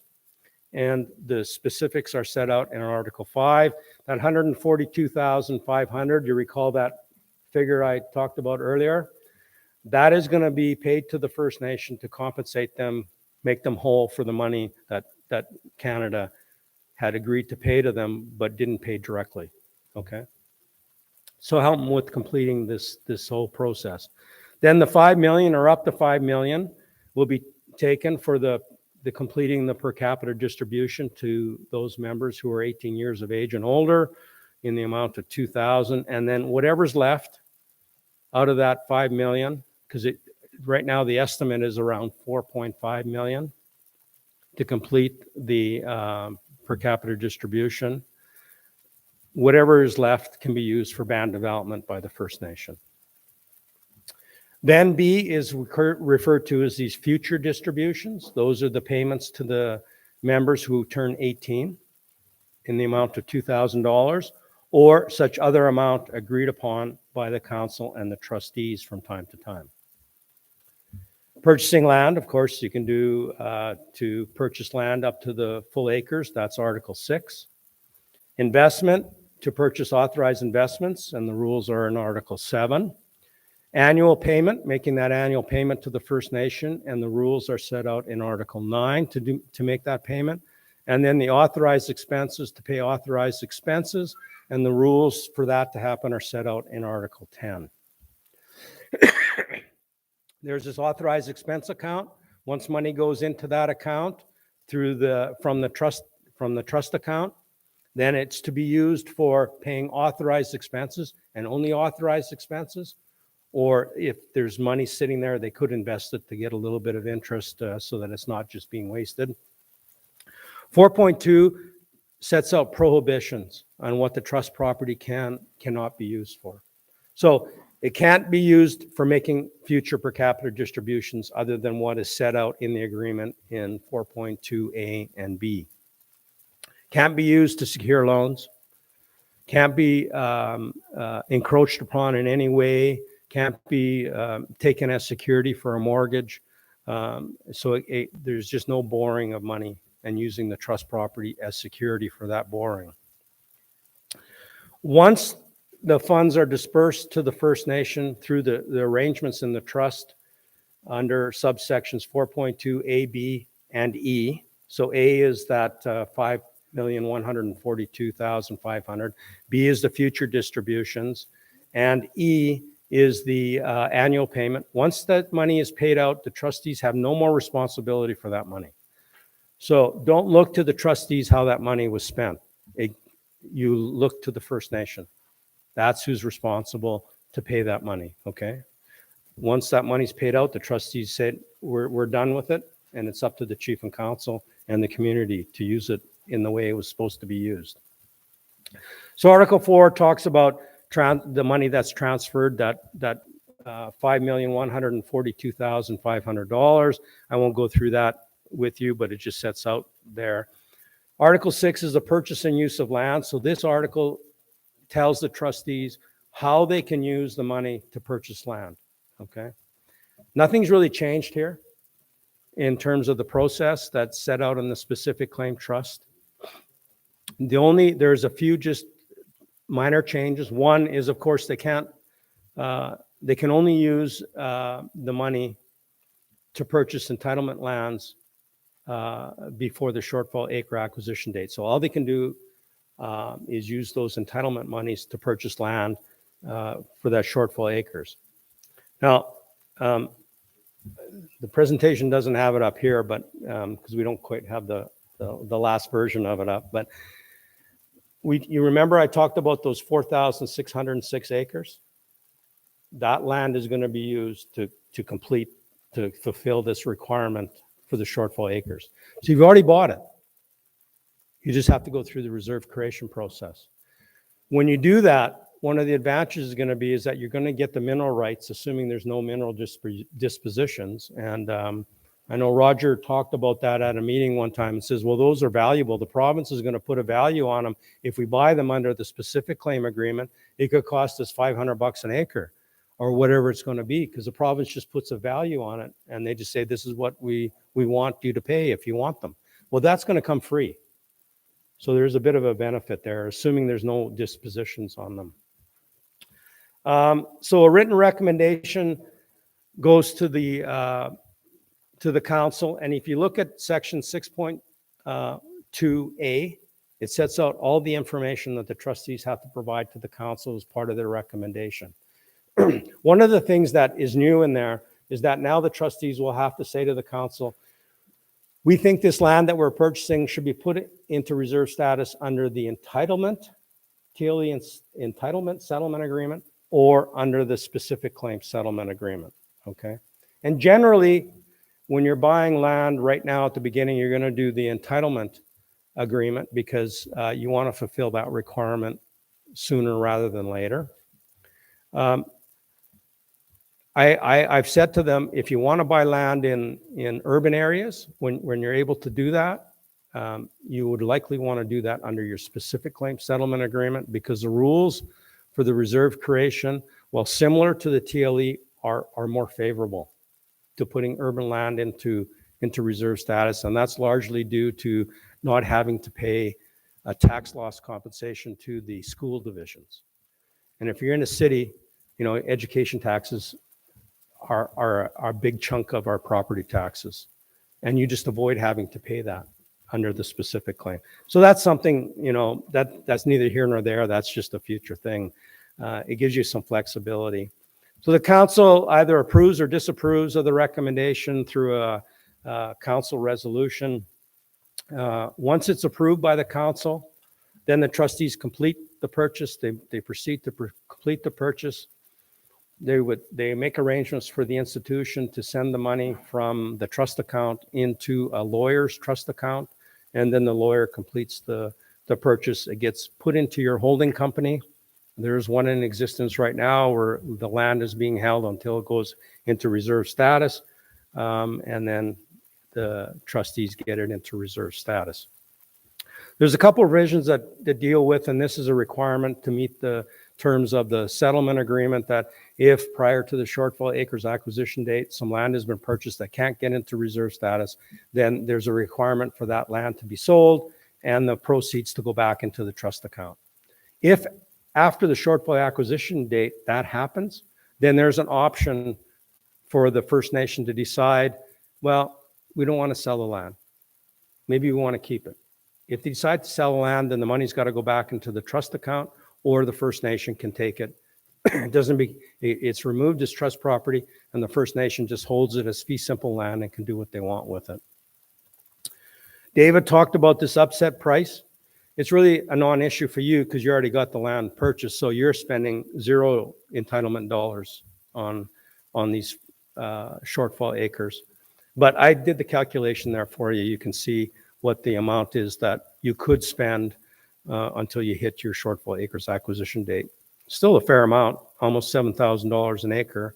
You can certainly buy a lot of farmland with that, but maybe not urban land. Trustees are responsible to get the land into reserve. Once they get it into reserve status, then it's not their responsibility anymore. It is the First Nation. The land code then clicks in and takes over the administration of those lands. The trustees are responsible while they're going through the reserve creation process to look after the lands. They have to do it in a prudent and business-like manner, just like in the current agreement. There's been nothing changed there. Any revenues they receive, leasing the land or whatever they do, that becomes, they're collected by the trustees and it becomes contributed back into the trust account, okay? Investment, we talked about the investment provisions, and I don't need to go through them in any more detail. They're there for you to see, but this is the rules that the trustees will have to follow in going through and investing the trust property. There is requirements, and this is something that's a little bit new, is that they have to get the performance of the investment managers evaluated and have to provide that to the chief and council. So, once a year, once a quarter, the investment consultant will go through and they will do an analysis and they will provide a report back to the trustees. The trustees then will provide that report to the council, and the members can see it. And they'll document how well the investment manager are doing, what the return is, what the investments are they in compliance with the investment policy, are they in compliance with their agreement, and are they meeting the standards that you set for them to meet. Annual income, this is a provision that deals with taxation, and it's just there to assist in making sure that there is no income tax paid on any income that's earned by the trust property. And Louis is going to talk more about that, so I'm not going to get into it in any detail. I'm just going to highlight that 8.3. So if there is down the road, if there's identified, the trustees identify that there's a potential negative tax consequence that could happen, then they can address it immediately and they can pay out some money to the First Nation as part of the annual payment. Instead of paying to Canada, they pay it to the First Nation, so you keep the money as opposed to going to Canada. Article 9 deals with the annual payment. Here's the rules that need to be followed by the trustees and the institution to get the money, the annual payment paid out to the First Nation. Article 10, as I said, deals with the rules for authorized expenses. Basically the same that's in the trust agreement now. Some changes. One important change, but basically what it says is that the trustees once a year, they're going to come to the fall. They have to do a budget. They have to present the budget to the council. The council then looks at the budget. They either approve it or they don't approve it. If they don't approve it, then they'll sit down with the trustees and they'll come to a reasonable compromise. But that's currently what's being done right now. The one thing we did add, though, is an upper limit. 1.5%. The amount that is taken each year cannot be more than 1.5% of the market value of the trust property as of December 31st of the prior fiscal year. Now there is that notion about except in extraordinary circumstances. It's not defined. That'll have to be determined on a case-by-case basis. But basically, what we were thinking about there was, what if they had to institute a court action, or in fact, a court action was instituted against the trustees? Then they have to engage a lawyer, and those going through that process can be expensive. They're not going to want to budget for that every year. Maybe it's a one-off down the road that they need to get some additional money, and they could do that. And it could go over the 1.5% in those cases. So again, the council's got to approve the budget, and then once that approval is given, it can be amended. Money goes into the authorized expense account from the trust account. The institution will make that transfer. And then this is where a check comes in. The trustees operate. They'll sign a check. They'll have a check to pay the expenses that need to be paid, as long as the trustees approve it. Article 11 is the trustees' provisions. And again, there's really no changes here being made. The selection process is still the same. That selection committee is still established.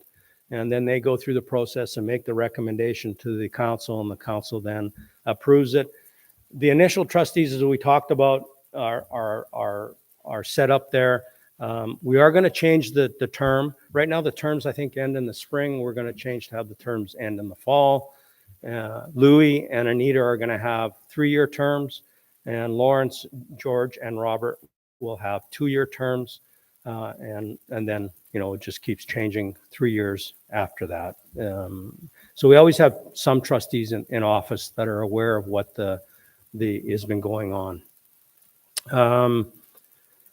I'll highlight the 11.9, all trustees must sign that undertaking, that's Schedule A, before they can become a trustee. Trustee powers, this is just a provision that sets out and gives the trustees the powers they need to do the things they need to do. It's been updated from what was in there, but basically it's the same. Trustee duties, just sets out some of the specific duties that the trustees have to follow. I mean, through 13.1 is really what their legal duty is. Trustees are to exercise reasonable care, diligence, and skill in the performance of its duties in the best interest of the beneficiary. So your best interest, not their best interest, but your best interest. If they breach that, they're going to become liable for breaching that obligation. They have certain accounting and reporting requirements that have to be done on a monthly basis and on an annual basis. Those are still the same. Certain information has to be given to the council. Nothing changed there. Any member can come and look at the records, come into the office and and review the trust records. You have every right to do that. They can't refuse it. That's just something that they have to allow to happen. They have to still do this annual report. They have to prepare once a year an annual report. They have to then provide that report to any member on request. It has to be posted in the administrative offices, and it has to be posted on the First Nations webpage. There was a provision in the current trust that required them to mail that out, that annual report. But what was happening, and Roger was telling us, well, we'd mail it out and it'd just come back. And it was just becoming money that was not worth spending. So that requirement is being removed to have a mail out. They are given an indemnity, as long as they're doing the things that they're supposed to be doing, then they'll be protected. But as soon as they step outside of that, and they're fraudulent or negligent in the performance of their duties, then they will be responsible for any losses. Trustee meetings, this just sets out some rules to govern their meetings. Nothing changed. Conflict of interest, we already talked about it changing to the financial administration law. And then Article 16, the duties of council, which we already talked about. Part 2 is the banking agreement among the institution, the First Nation, and the trustees. So Articles 17 to 19 just outlines the relationship of the institution to the trustees and the First Nation. Opening accounts, rules for the institution can release money from the trust account. And if they breach those rules, then they'll have liability, okay? They're not going to breach them, I can tell you that, because they're not going to want to go beyond what they're responsible for. They'll be responsible also to make sure that that minimum amount is maintained at all times. Again, if they allow the money to go, the trust property to go below the minimum amount, then they become responsible for that. These sections require certain documents to be provided to the institution by the trustees before money can be released from the trust account, whether it's council resolutions, approved budgets, First Nation certificates, trustee certificates, investment manager agreements, and then the directions signed by the trustees. Until they get those documents that they need to get, they're not going to release any of the money out of the trust account. And that's what their main responsibility is. So Article 17 deals with the opening of accounts. Article 18 is really the nuts and bolts of what the institution has to do. Make sure the minimum amount is maintained and don't release any money until certain documents are provided to them. Article 19 sets out some miscellaneous provisions. Article 20 deals with replacing the institution. I mean, they may quit, they may resign, and then you may have to replace them. Or in fact, you may want to replace them, and the trustees can do that with the council. And that's happened before. It started out with Peace Hills Trust, and then it went to CIBC, and now it's in Royal Trust. Okay, so who knows? Relationships are relationships. I can tell you, you're getting a really good deal from Royal Trust right now, a very good deal.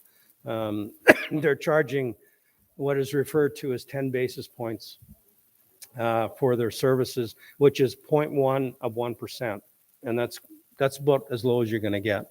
It's a really good rate. The trustees did a good job of grinding them.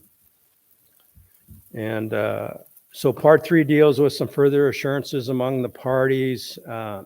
basically amendments here. This is the important one for you. There's 3 ways the agreement can be amended.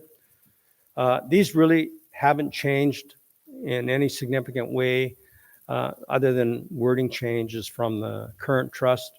So the first one in 22.1, if the law changes or policies of the government change, the Income Tax Act changes, whatever it may be, and all of a sudden there's a risk that the trust property could become taxable, or the income of the trust property become taxable, then the trustees and the council can address it immediately and make changes to the trust agreement to address that, to prevent that from happening. 22.2 just deals with, again, the chief and council and the trustees being able to amend the agreement if there's some defects or to improve the efficiency, provided they get a written opinion from a lawyer saying that what the legal implications are. And it doesn't affect the way the money can be spent. 22.3 is important for you guys. It would be just the same process that we're following right now to amend the specific claim trust. Any other amendment has to get your approval through a ratification vote, just what's happening right now. So you don't have to worry about the trust not doing what it's supposed to be doing or being changed without your consent, because it just can't happen other than those few specific purposes set out in 22.1 and 2. 23 deals with some notice provisions that the parties would need to give, and then 24 sets out some general provisions. And then the schedules, okay? Schedule A, B, and then Schedule C to G. The C to G are those directions that we talked about that need to be signed to move money from the trust account by the institution. And I did have an end slide in the one slide with my name, number, and email, but it's Stephen Pillipow, 306-222-4061, or my email is smpillipow@outlook.com. I'm obligated to answer any question that you may give until the ratification voting date. You want to phone me, you want to email me, I will take your call, I will answer your email and answer any question you have, okay? And if you want that, I know I went through that fairly quickly, you can always get it from Roger, okay? And that's it for me.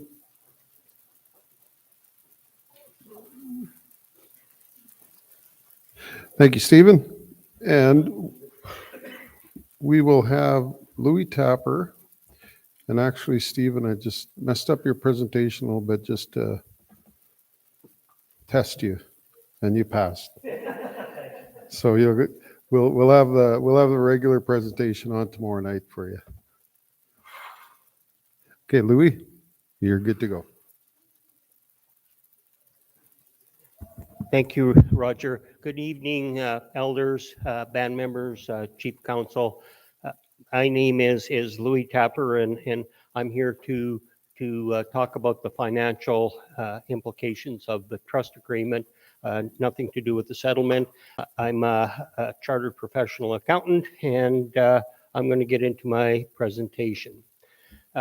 What is being proposed is amendments to the specific claim trust and the trust agreement, contributing the entitlement monies of $30 million into the new legacy trust.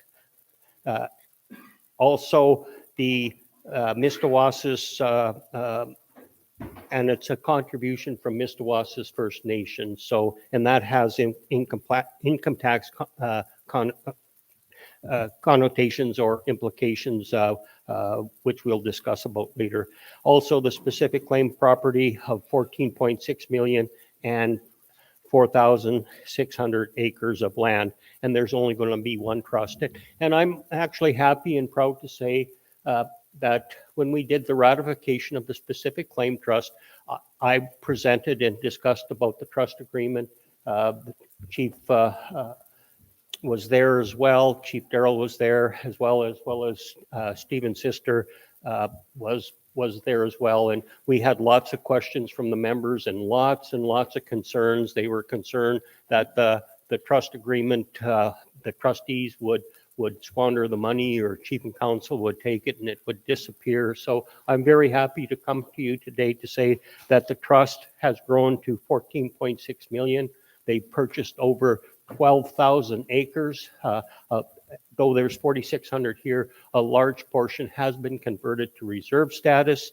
And also they've done band development. They made the band a better place to live. So I'm glad to report that the basic specific claim trust agreement forms the basis of the legacy trust agreement. So we've got some history to say that this actually does work. It protects you as members, and there's lots of areas where you do get protection. So my role here is to talk about the safe custody of the trust property, the preservation of capital, and this is very important to preserve the capital. And I have to say, in 2009 and 2020, the stock market crashed. The stock prices went down. I got a few calls from some of the trustees in the nations that I was involved in this ratification process, telling them not to worry. And so there was some concerns. I said, please don't panic. Don't do anything crazy. Stick with the markets. And the markets came back. The market came roaring back, and that's the cool thing about the stock market. And that's one of the things we've learned over the period of time. Stephen talked about what we learned. We learned that investing in the stock market is not gambling. As long as you take the long-term perspective, buy good quality investments, and that's what the trust agreement is designed to make sure you buy good investments. So management of the trust, how does the trust manage investment of the trust property? And this is crucial, and Stephen talked about this already, but I'm going to talk about it because I have to sign a financial advisor certificate saying I've discussed the investment of the trust property. We're going to talk about distributions and use of the trust property, which also impacts the preservation of capital. We're going to talk about financial issues, potential rates of return, as well as the risk. And sometimes the better the return you get, the more risk you have to assume. And that's the purpose of the investment policy, is to make sure you don't take too much risk, but you get a reasonable amount of return. And income taxes are very, very important to consider, because as Stephen said, if we don't deal with the income on the trust property, you could pay tax of 47.5% to the government. So we will do everything humanly possible to make sure you're not subject to taxation. When we deal with taxation, we talk about the Income Tax Act, because Canada Revenue Agency only concern is the Income Tax Act. They don't necessarily care about the income tax or the Indian Act, or for sure they don't understand treaties and what they mean. So we deal with something they understand, the Income Tax Act. Safe custody, the cash and investments will be held, and the entitlement monies are deposited into a trust account at an institution, which is the Royal Trust. The institution means a company duly incorporated, authorized to carry on business in the province of Saskatchewan. The institution will only, and it's important, institution will only allow the transfer of funds from the trust account if they are in accordance with the trust agreement. So they will make sure, if you're going to do anything, so if the band says we want $1 million out of the trust, the trustees will look at the trust agreement and they will say yes or no, but ultimately it'll go to the Royal Trust to make the final decision if they're going to allow the funds to be transferred. So that's an important gatekeeper role, security blanket if you want. And Royal Trust, I've worked with them before. They have the experience and the knowledge and the people to make sure that your assets are protected. And if they don't do their job, same as with me, we have liability insurance to make sure that the band or the trust is maintained or kept whole. And preservation of capital, this is super important. How do we make sure that we preserve the capital. And it's important to know that the entitlement monies and the specific claim trust monies are not Indian monies. They're not governed by the Indian Act, and there's no Canada, once the funds are deposited, they have no further responsibilities. And as David said, that's why they want the releases and the financial advisor certificate, the lawyer certificate, to make sure that they're covered. One area that could impact preservation of capital, the significant one, is authorized investments. So it's very important that we have an investment policy that basically determines the type of investments the trust can purchase. We also have an investment consultant. An investment consultant, as Stephen said, is a chartered financial analyst designation, a very important designation. They have to pass 3 grueling exams where only about 30% of people pass those exams the first time. So it's very, very difficult course. And most important, they are independent of the trust. They do not sell investments. They cannot sell investments. So if you hired an investment consultant, he can't hire himself. He cannot hire himself. So because he doesn't sell investments. So it's very important, independent. Same with Stephen and David and myself. We have, as our profession, we have independence rules that says what we can and can't do. Preservation of capital, the trust agreement requires the investment consultant to have the qualification, a CFA, Chartered Financial Analyst, and until the investment policy is drafted, only very safe, secure investments like Canada bonds or GICs that are basically guaranteed. But unfortunately, the rates of return are minimal. They don't give you a very good rate of return. So it's best not to just invest in safe or bonds, and it's important to do stocks. For example, buying Toronto Dominion Bank. Toronto Dominion Bank has been around for many years, as longer than I have. It pays a 4% dividend, give or take, and it usually goes up in value every year. I think you can probably count on the average probably 10% growth in that, which you can't get from a bond. Right now, the rate you get on bonds doesn't even cover inflation. So if you invest in bonds, you're losing money. Also important is the investment manager or the consultant has to hire the investment managers along with the trustees and chief and counsel too. They have a role in this as well. And it's important to hire the right investment managers. They're independent of the nation. We make sure of independence. They're independent of the investment consultant. So the investment consultant can't work for the investment managers. And they're defined in the legacy trust agreement. The investment consultant must be retained to evaluate the performance. So we set benchmarks and determine what's the reasonable rate of return, and they compare them to the benchmark. And if the investment managers aren't doing their job, they will get replaced. And I sometimes say that the investment managers, they're money managers, and they're really the true Sonina Ogimau, because they will make money for you. They're not like the Indian agent. They're will make money for you. To preserve capital, we put in a minimum amount of $25 million, so it can't go below $25 million unless you need to pay authorized expenses and to protect the trust from income tax. So it's important to make sure we don't pay any income tax. It's better to pay the 47.5 to the nation. And there's provisions in the trust agreement to make sure of that. And sometimes I always say the trust agreement is like a Bible or the 10 Commandments, because it says what you can and really what you can do, and it spells it out exactly in the trust agreement. And I should never say it's like the 10 Commandments, because every time I say that, Stephen, as the architect, thinks he's like Moses or godlike. So he gets a complex that he's godlike, and I'm joking when I say that, but it is, in seriousness, it really does set out what you can and can't do, mostly what you can do. So it's a very good, reliable document, and I'll say the specific claim trust agreement really did work, in my estimation.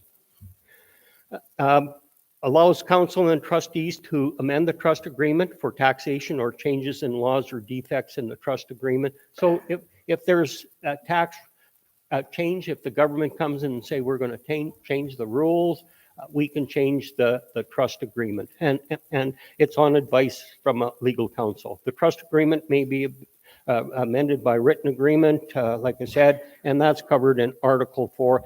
And in some cases, for example, like the specific claim trust agreement, to amend it, we had to come to you to vote. And as was discussed earlier, 1,051 people would have to agree with the amendments.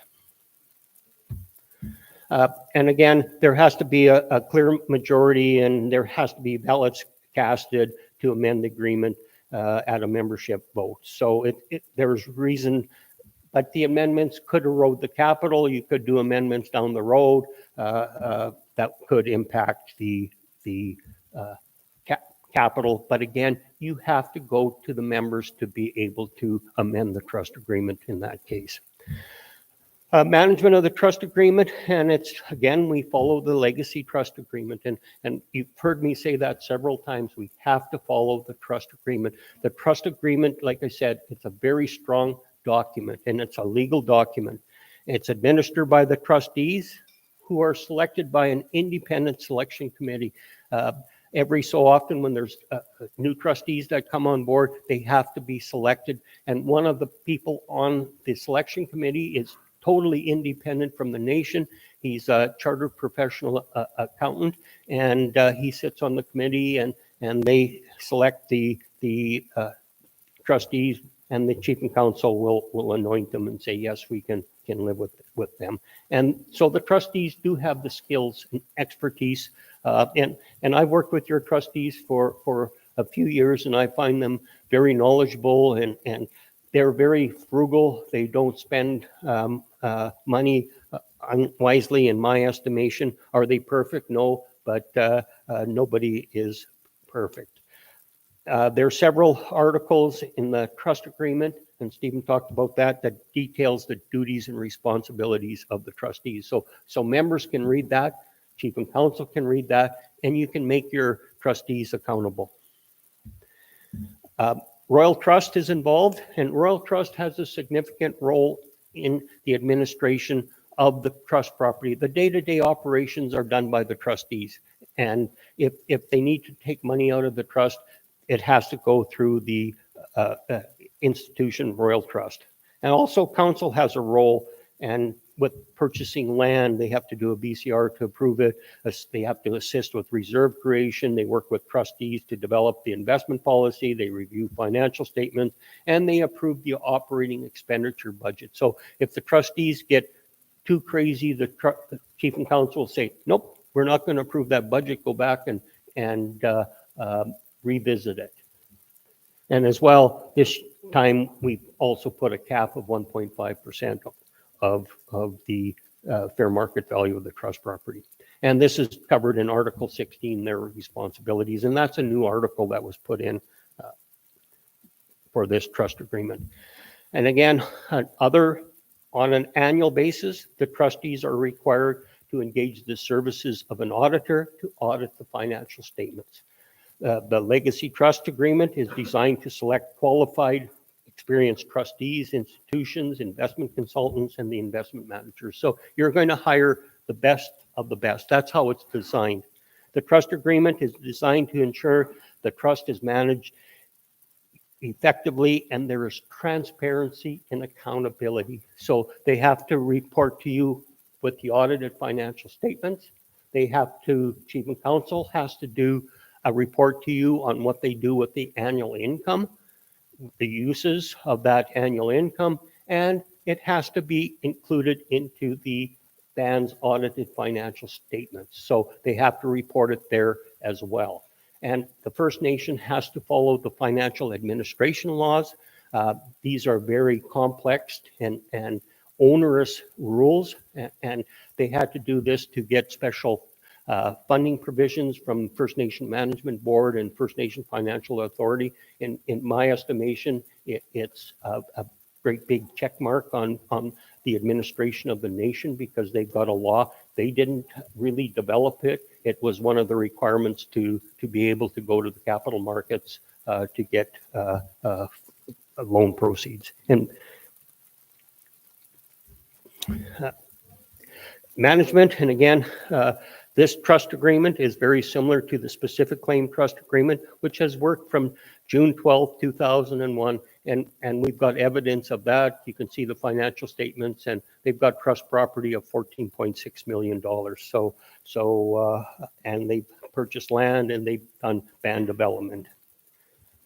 And it's designed to ensure safe custody and preservation of capital. Hopefully in 21 years, I'll still be around and we can come to the next meeting to talk about another settlement you got. So I'm hoping I got 20 years left in me.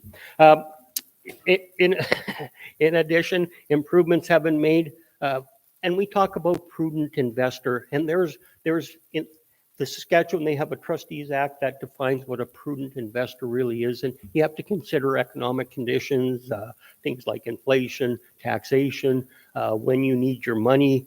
There's lots of things to consider, but that's what it's designed to be, is what a prudent and what a smart person understands, and that's why we have an investment consultant. And I have to say the trustees, they've learned so much over the years. I think Roger would as manager, though that's not his role today to talk about that. So, but the proof's in the pudding, my mother used to say. So the money's still intact, and it has grown. And the main difference is the trustees are now required to engage the service of an investment consultant to assist with developing an investment policy and in selecting and evaluating, monitoring the investment managers. Main differences continued. Proposed changes do not require Mistawasis to contribute funds back to the legacy trust. They were required last time, and we did that for income tax purposes. We paid the money out to the First Nation, and then the First Nation had to, unless the members said otherwise, contribute the monies back to grow the trust. Allows the trustees to retain some of the annual income, and we annual income after they paid authorized expenses and the annual payment to the nation, and they can retain this. We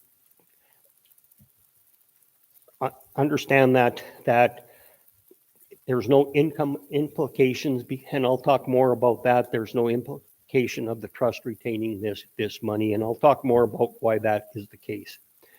Puts a cap on authorized expenses of 1.5%. In this agreement. With the old one, it did not do that. The legacy trust agreement does not have a requirement to make a payment to a trust for a member who is now the trust agreement. You have to pay members when they turn 18 years. And as Stephen said, this is today, tomorrow, as long as the trust, and sometimes I always say, as long as the sun shines, the grass grows and the rivers flow. So as long as this trust agreement, we will pay $2,000 unless Chief and Council and trustees agree to change that amount, whether it's for inflation or the trust is done really, really quite well. But it's really up to Chief and Council and the trustees to determine the amount. There's no requirement to mail out everything. When we did the presentation of the specific claim trust, we said it's very important that members keep in touch with the trust to give their updated address. That didn't work out so well. Members moved, they didn't tell the trust, so when they mailed out the information package, it got returned to the trust office. So it was, I think it cost $5-6 grand every time they did a mail out package, and no results. Nowadays with internet, and not everybody has access to internet, I understand, but it's easier to post things on the internet, a banned secured website. And again, the Chief and Council, which is really good, has to report to the membership what they do with the money that they receive from the trust, the annual payment. And again, both trusts require that, or trust agreements require that the revenue on the land that you purchased until its reserve status goes back to the trust to grow the trust or to be used to purchase land. And I've got a spreadsheet later on that talks about the anticipated growth and uses of the trust fund. And again, both have an operating budget that has to be approved by council.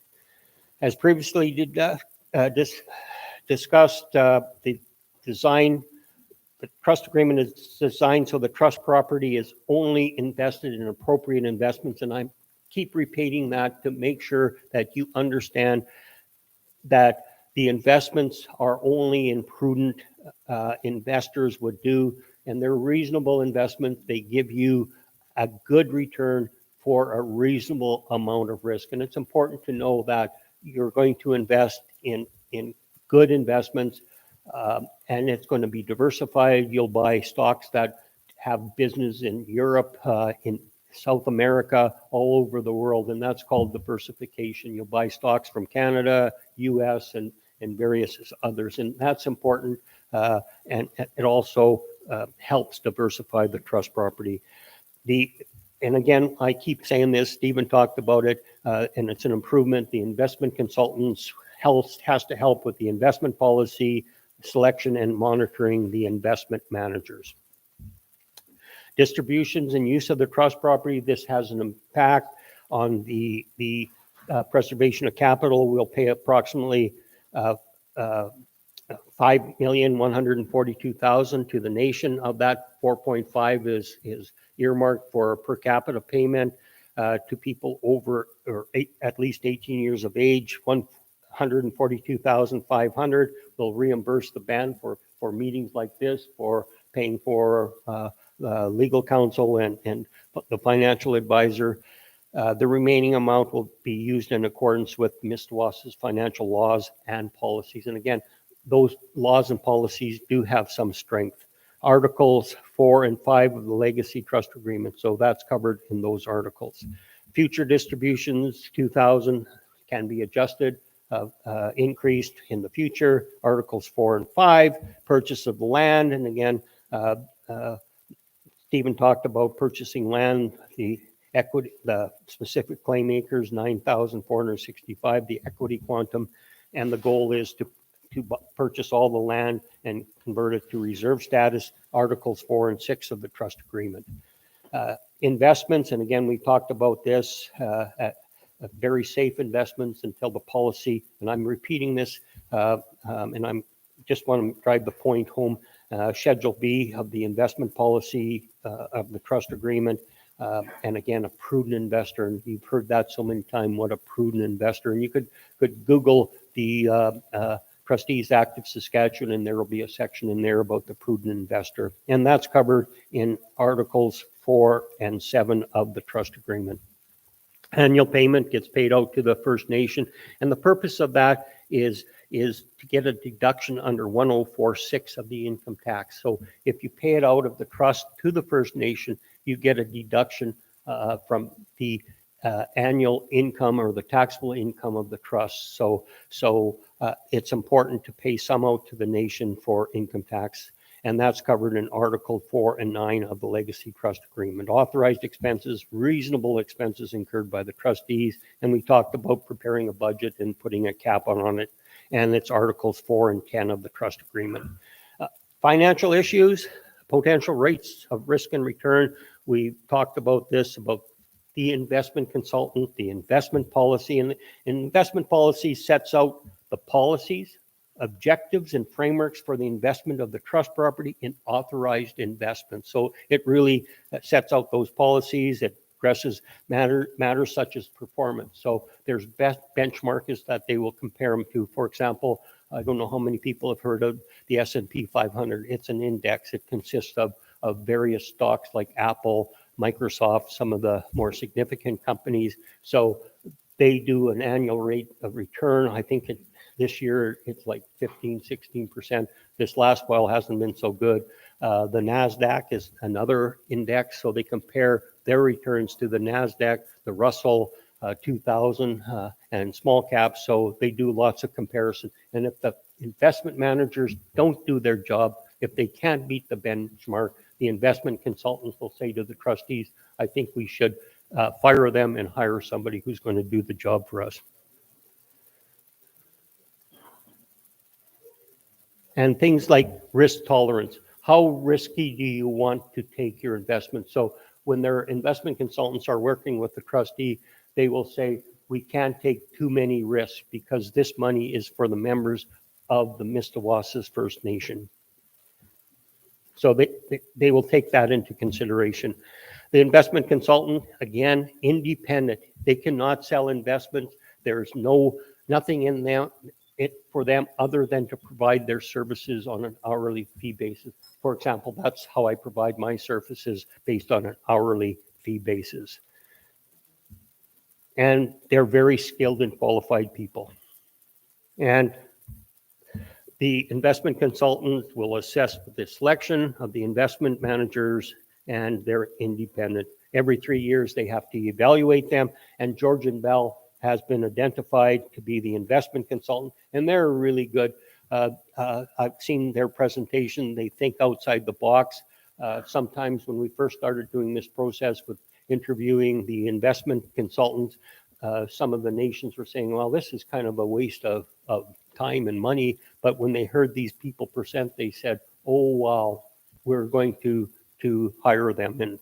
And they really do think outside the box. And they talk about alternative investments like public-private partnerships, which are really sponsored by the government and more or less guaranteed by the government. So very good investments. They give a better rate of return without taking a lot more risk on.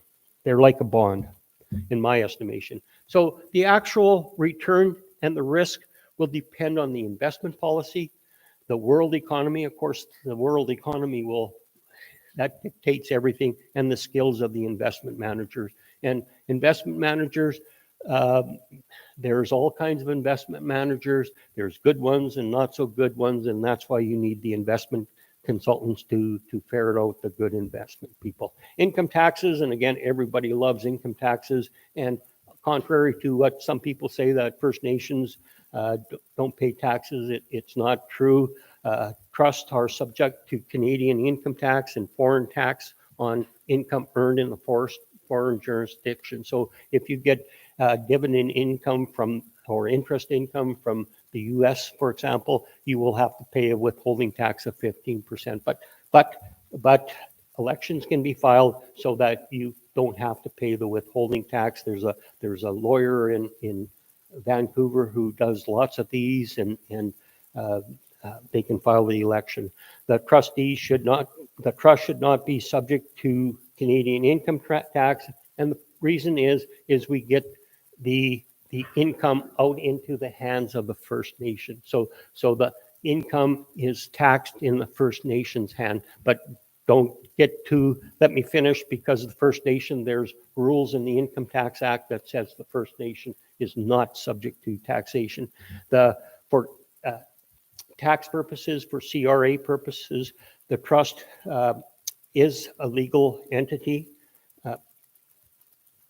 Pardon me, and it's not for legal purposes, the trust is not a separate legal entity. A trust is basically giving of assets. It's called a settler with an O. It's a term in the trust law, and they give the trust property to a trustee to administer, and it's for the benefit of the beneficiaries. And the First Nation is the settler and the beneficiary, and it's got important income tax connotations. For the Income Tax Act, the trust is viewed as a separate individual and is required to file an annual tax return. I recommend that the trustees file a T3. It's called an informational return, and you basically say that all the income has been paid out to the First Nation. And if you don't do that, if it doesn't get paid to the First Nation, 47.5% of, and this is Saskatchewan, is paid to Canada. But we've done everything humanly possible to make sure we don't have to do that. It's far better to pay the First Nation the 4.75% or 100% as opposed to paying the government. So how do we do that? We use a section of the Income Tax Act 75.2. Because the First Nation is a settler, all the income is automatically attributed to the First Nation. Automatically, 75.2. And 75.2 was set up several years ago. What rich people were doing was they were setting up these trusts. They were contributing money to the trust. The trust would earn income, and they would pay it to their minor children because the minor's children were at a way lower tax rate. So they would save money by not doing this. So CRA said, that's not right. We're going to change that rule. So 75.2 attributes the income back to the settler, the person who put the money in it. And all my colleagues were doing all this tax planning because they worked with rich people and they were setting up these trusts.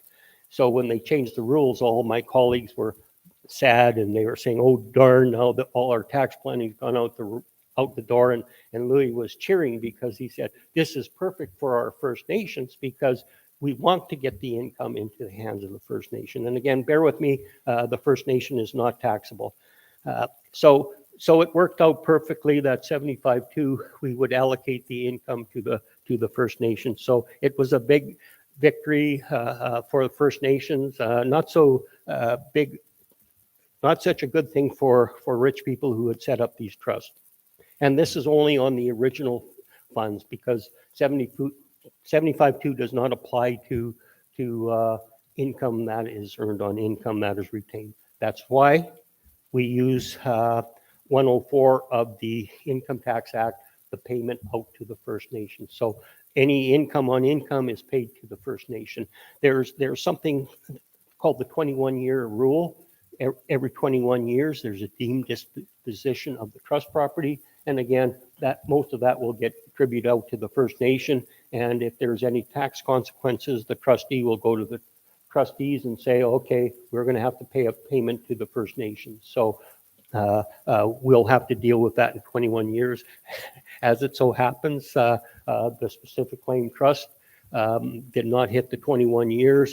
We'll have to take a look at that and say, okay, but I think the existing trust property, there won't be any gains because the plan is to sell the current 14.6 million and reinvest it. So we'll have to deal with the capital gains in that this year. So I don't foresee a problem. And if there is a problem, 21 or 75.2 will come into play.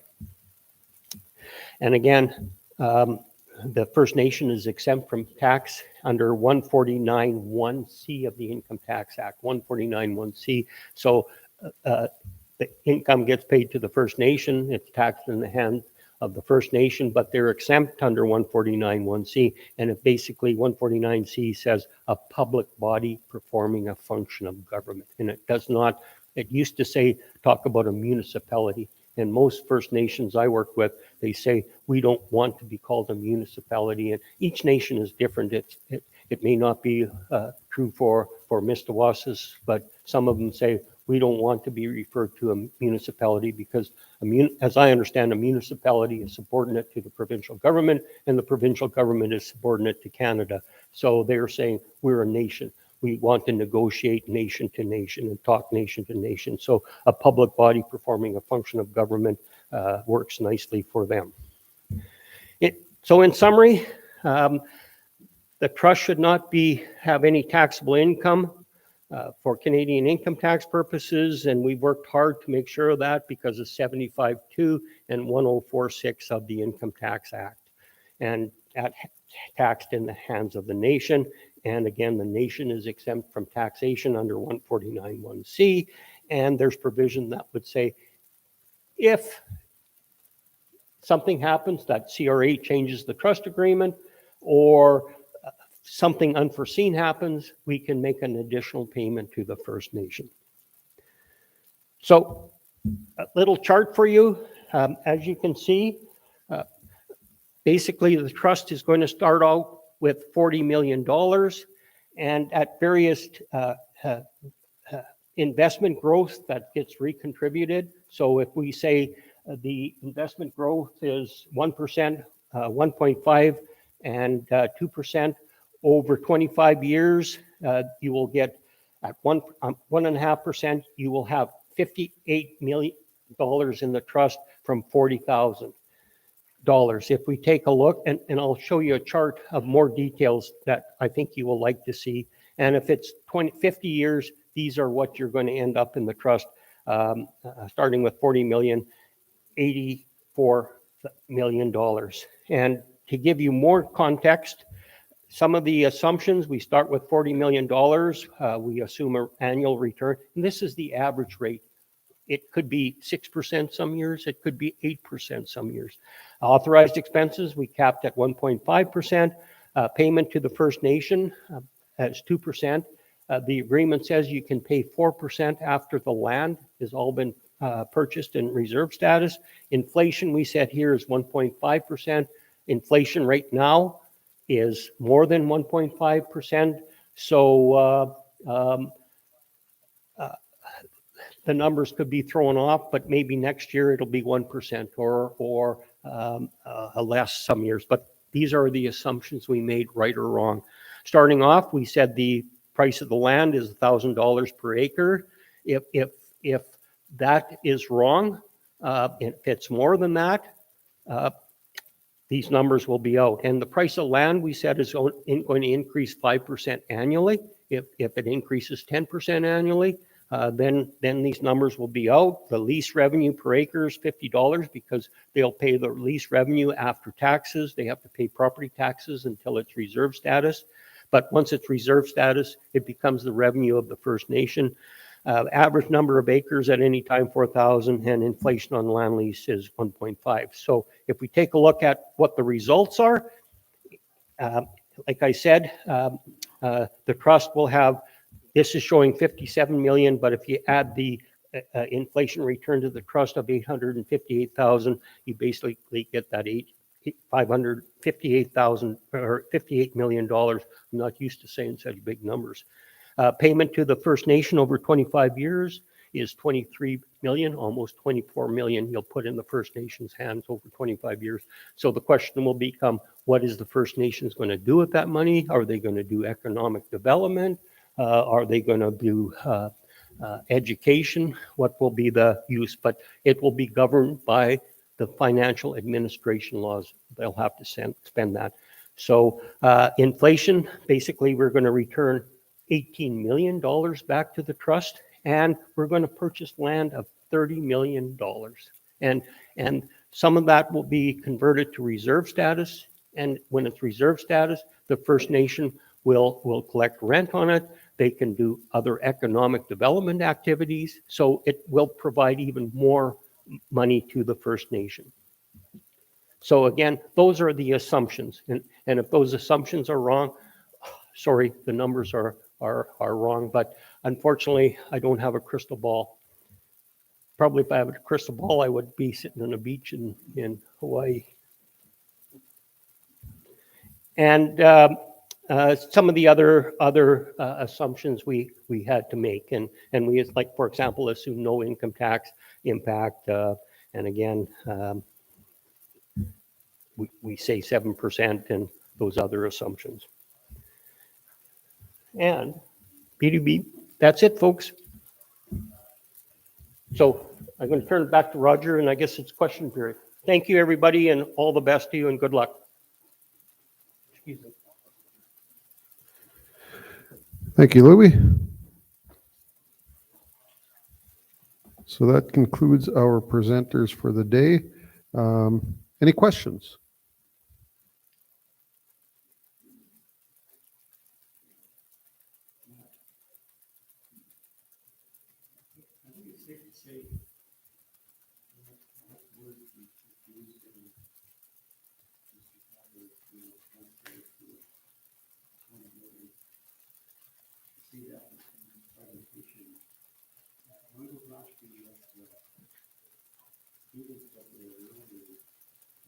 Basically,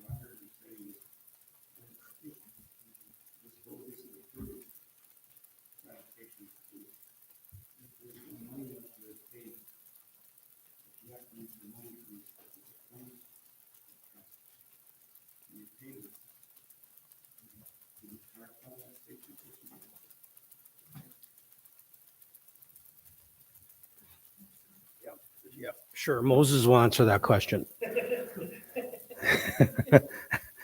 Yeah, no, I'm just joking. Yeah, I'll answer that. So right now, the current specific claim trust agreement has that similar provision that I talked about of having no more use of the money for per capita distributions. Okay. So unless that is amended, you can't use any of the money for making the per capita distribution. Okay. So that's one. Right now, the specific claim trust has that same provision, and that will be, it'll continue. But by amending it, we've opened up that trust property, the specific claim trust property, to be used for a per capita distribution.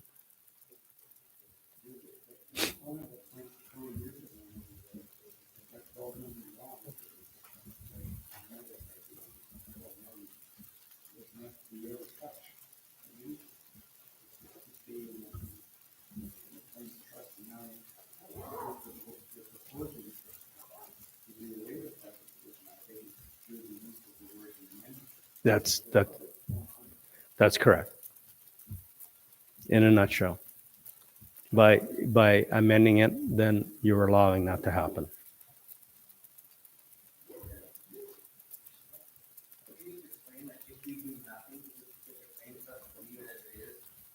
It may not be in your lifetime, maybe towards the end of mine, but inflation will eventually catch up with the restrictions that we have put on the specific claim trust, and that money, just over a period of time, will dissipate to $0.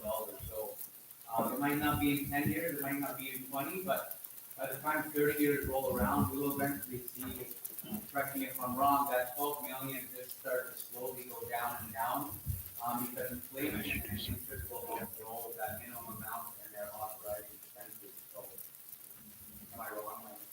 No, I mean, you're right. I mean, if you could,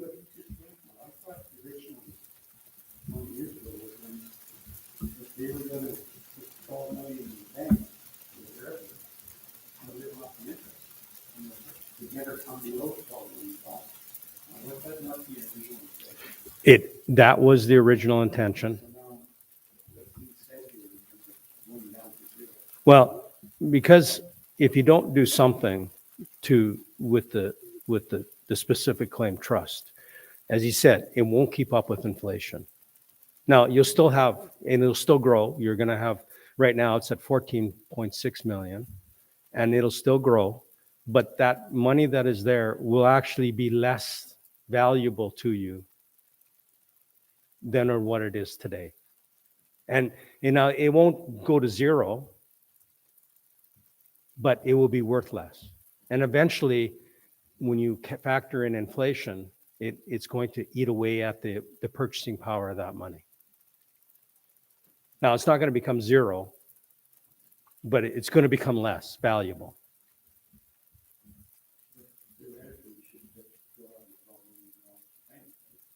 Well, it's 12 plus because it's growing every year. Yeah. That minimum amount. Yeah. I mean, yeah, you'll have that amount of money, but it's not going to be equal to what it is. So now you're proposing to take the money that's in the trust right now, plus 25 million, cutting the 30 million is coming from the Fed. Brings it up to around 40 million.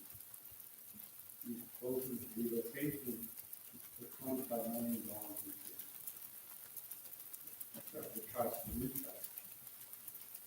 Now, it won't change that, it's still stay the same for the rest of the days of 25 million. That's the same. It can never go below that amount. The intent is, as Louis, when he put up his slide up there, you'll see that the intent, if you follow through with the plan, I mean, it depends on how much money is spent on land. It should grow over time. And the intent is to have it grow equal to the inflation rate.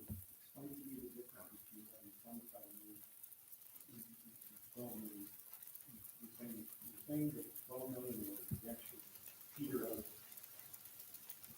And now they're saying that those 12, 25 million will increase in value. There's no guarantee that that'll happen. Because it'll depend on how quickly the trustees end up buying the land. If they take more than what Louis was assuming each year or in some years and eat into the capital, then it'll go down. It can never go down below 25 million. But you've got the land. And the land is worth something. It was doing the same thing, yes. So all you're doing is putting these two together to do the same thing.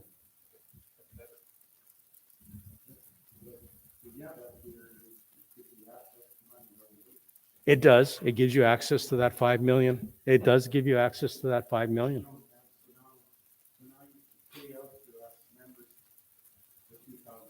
That's right. That's right.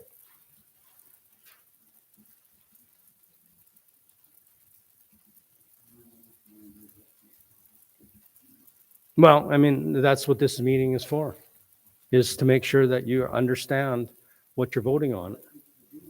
Okay, good.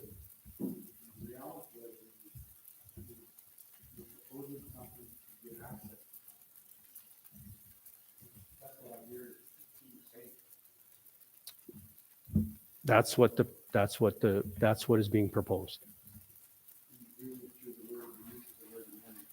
Doing it through the amendment of the trust, yes. Question you have? My understanding is that we have to vote on this, and if there's a majority that votes no, what happens to that, to this trust fund? And are they going to reevaluate everything again, like in the future? Or is it going to stay the way it is? So you're voting on two things, okay? The first thing you're voting on, and it's a package. So you're voting yes or no to it all. You're voting on the TLE settlement. So that's one thing, okay? And then you're voting on the amendment of the trust. And it all goes together because Canada can't pay the 30 million until there's a trust account to pay it into. So if there's a no vote, that means there is no TLE settlement. Doesn't mean that you can't continue to talk to Canada about it. And the trust agreement, the current trust agreement just stays the way it is. Nothing changes.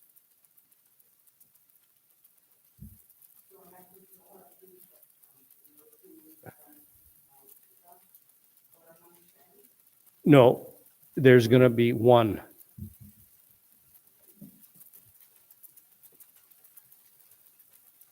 Everything's going to go into the one trust. The TLE entitlement monies and the specific claim trust property, well, it'll just stay there. The other will be added to it. They'll become one account. Oh, no. If it's a no vote, then nothing changes. There's no settlement, and the specific claim trust stays exactly the way it is.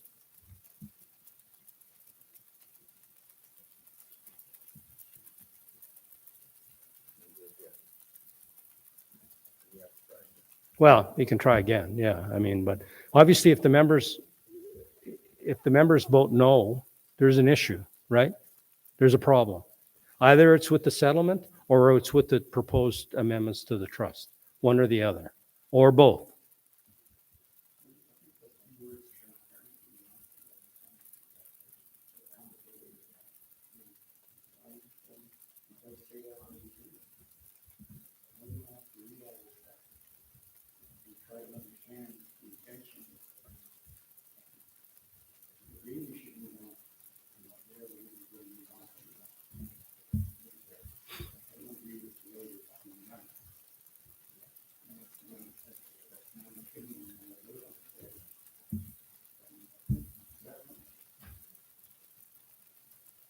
I'm just here to help you understand. Yeah.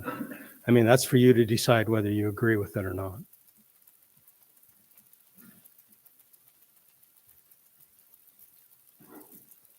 The reason I asked that question was because, I've talked to a few people already that are voting no for it. In the hopes that they are going to actually just, they're thinking that this money should be distributed to all the members as a payment, like from other organizations. And which would amount to a lot more than $2,000. And personally, I don't agree with it, but, you know, like there's people that just have to answer, you know, people that don't understand the whole package.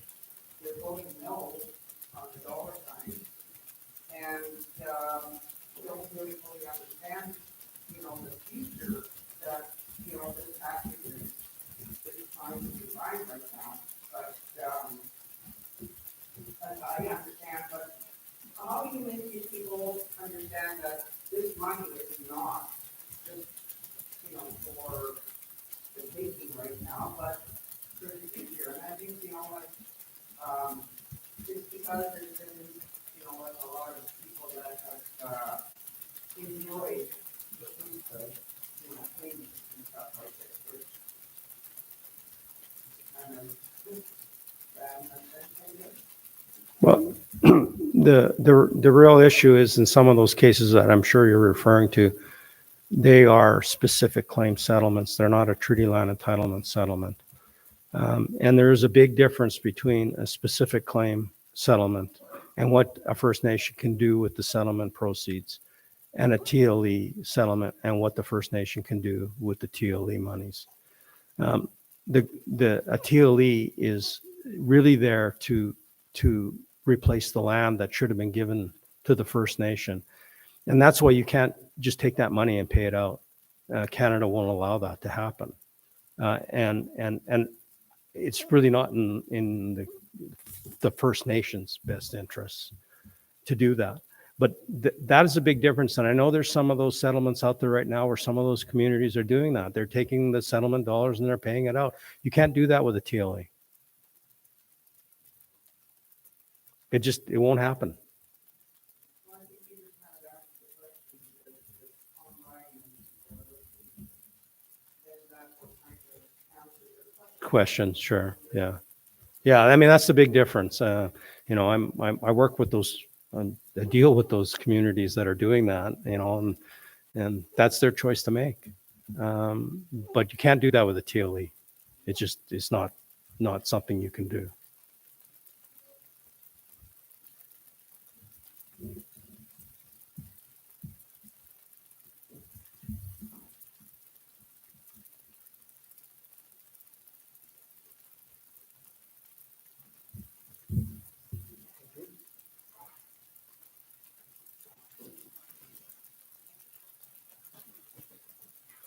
Any other questions? I hope that answered your questions. And then we will, I guess if there's no more questions, then we'll end for the evening. I'll ask the elder to say the closing prayer. And also, before she starts closing prayer, just we've had some losses this week, so just some thoughts going out to families that are grieving. And so, elder, if you can say the closing prayer, please.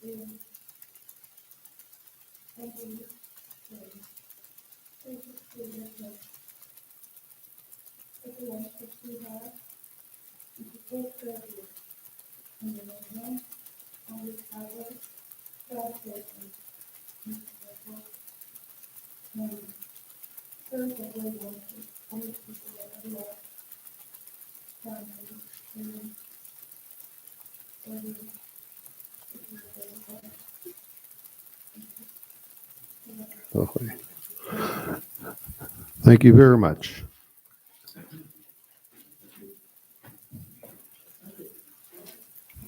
Sorry about that.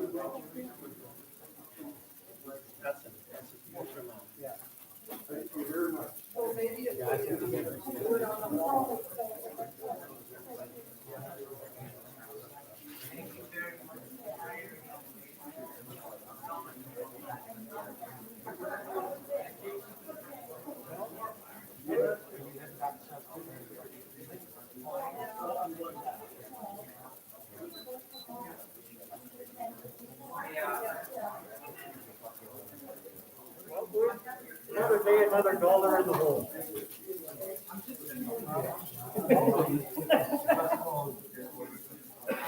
You're heading back. Okay. Okay, what I will do is I will send you, so I didn't have the right.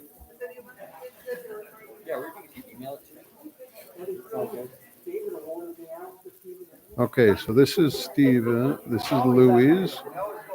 So what's your email again? So it's J Dickinson. Actually, it'll probably come up, but you Okay. go ahead and type it in there. Oh yeah. There we it go. is.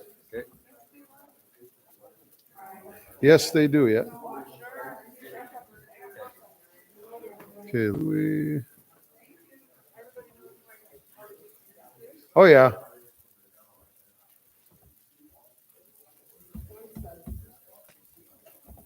Okay. And then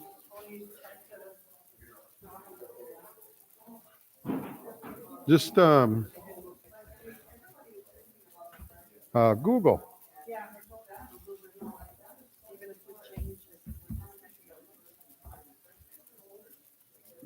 But it has to be she has to be careful because it might give her directions to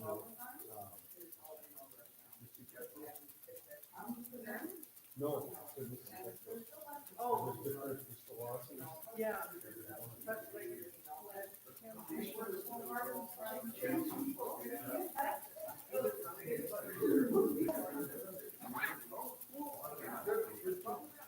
Yeah.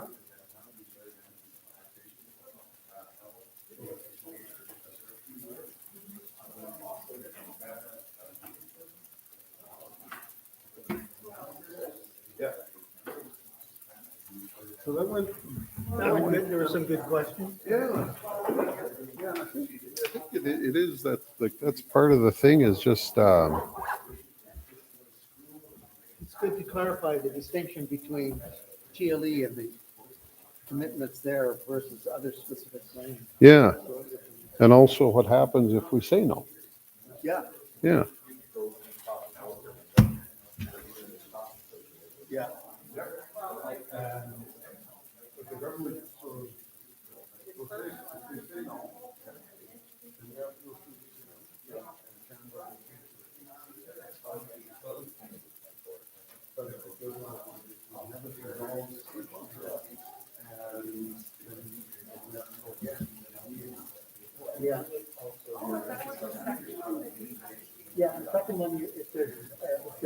can vote.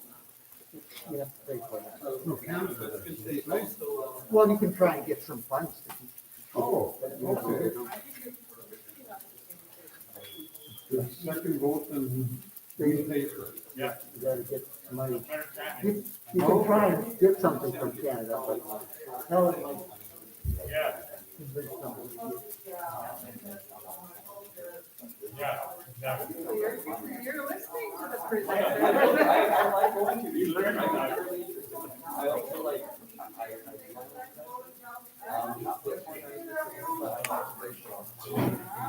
Yeah.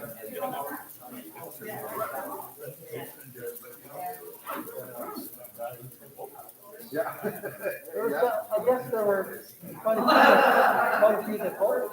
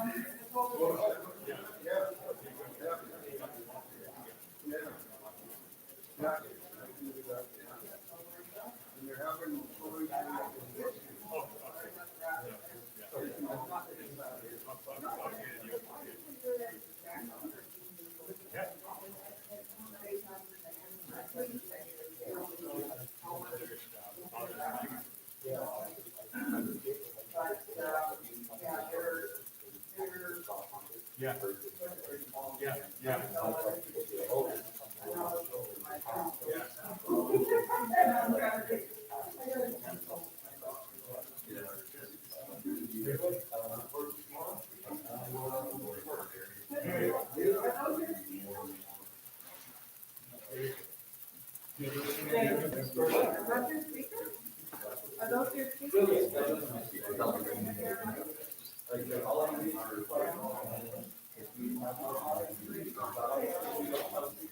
So, yeah. Somebody wants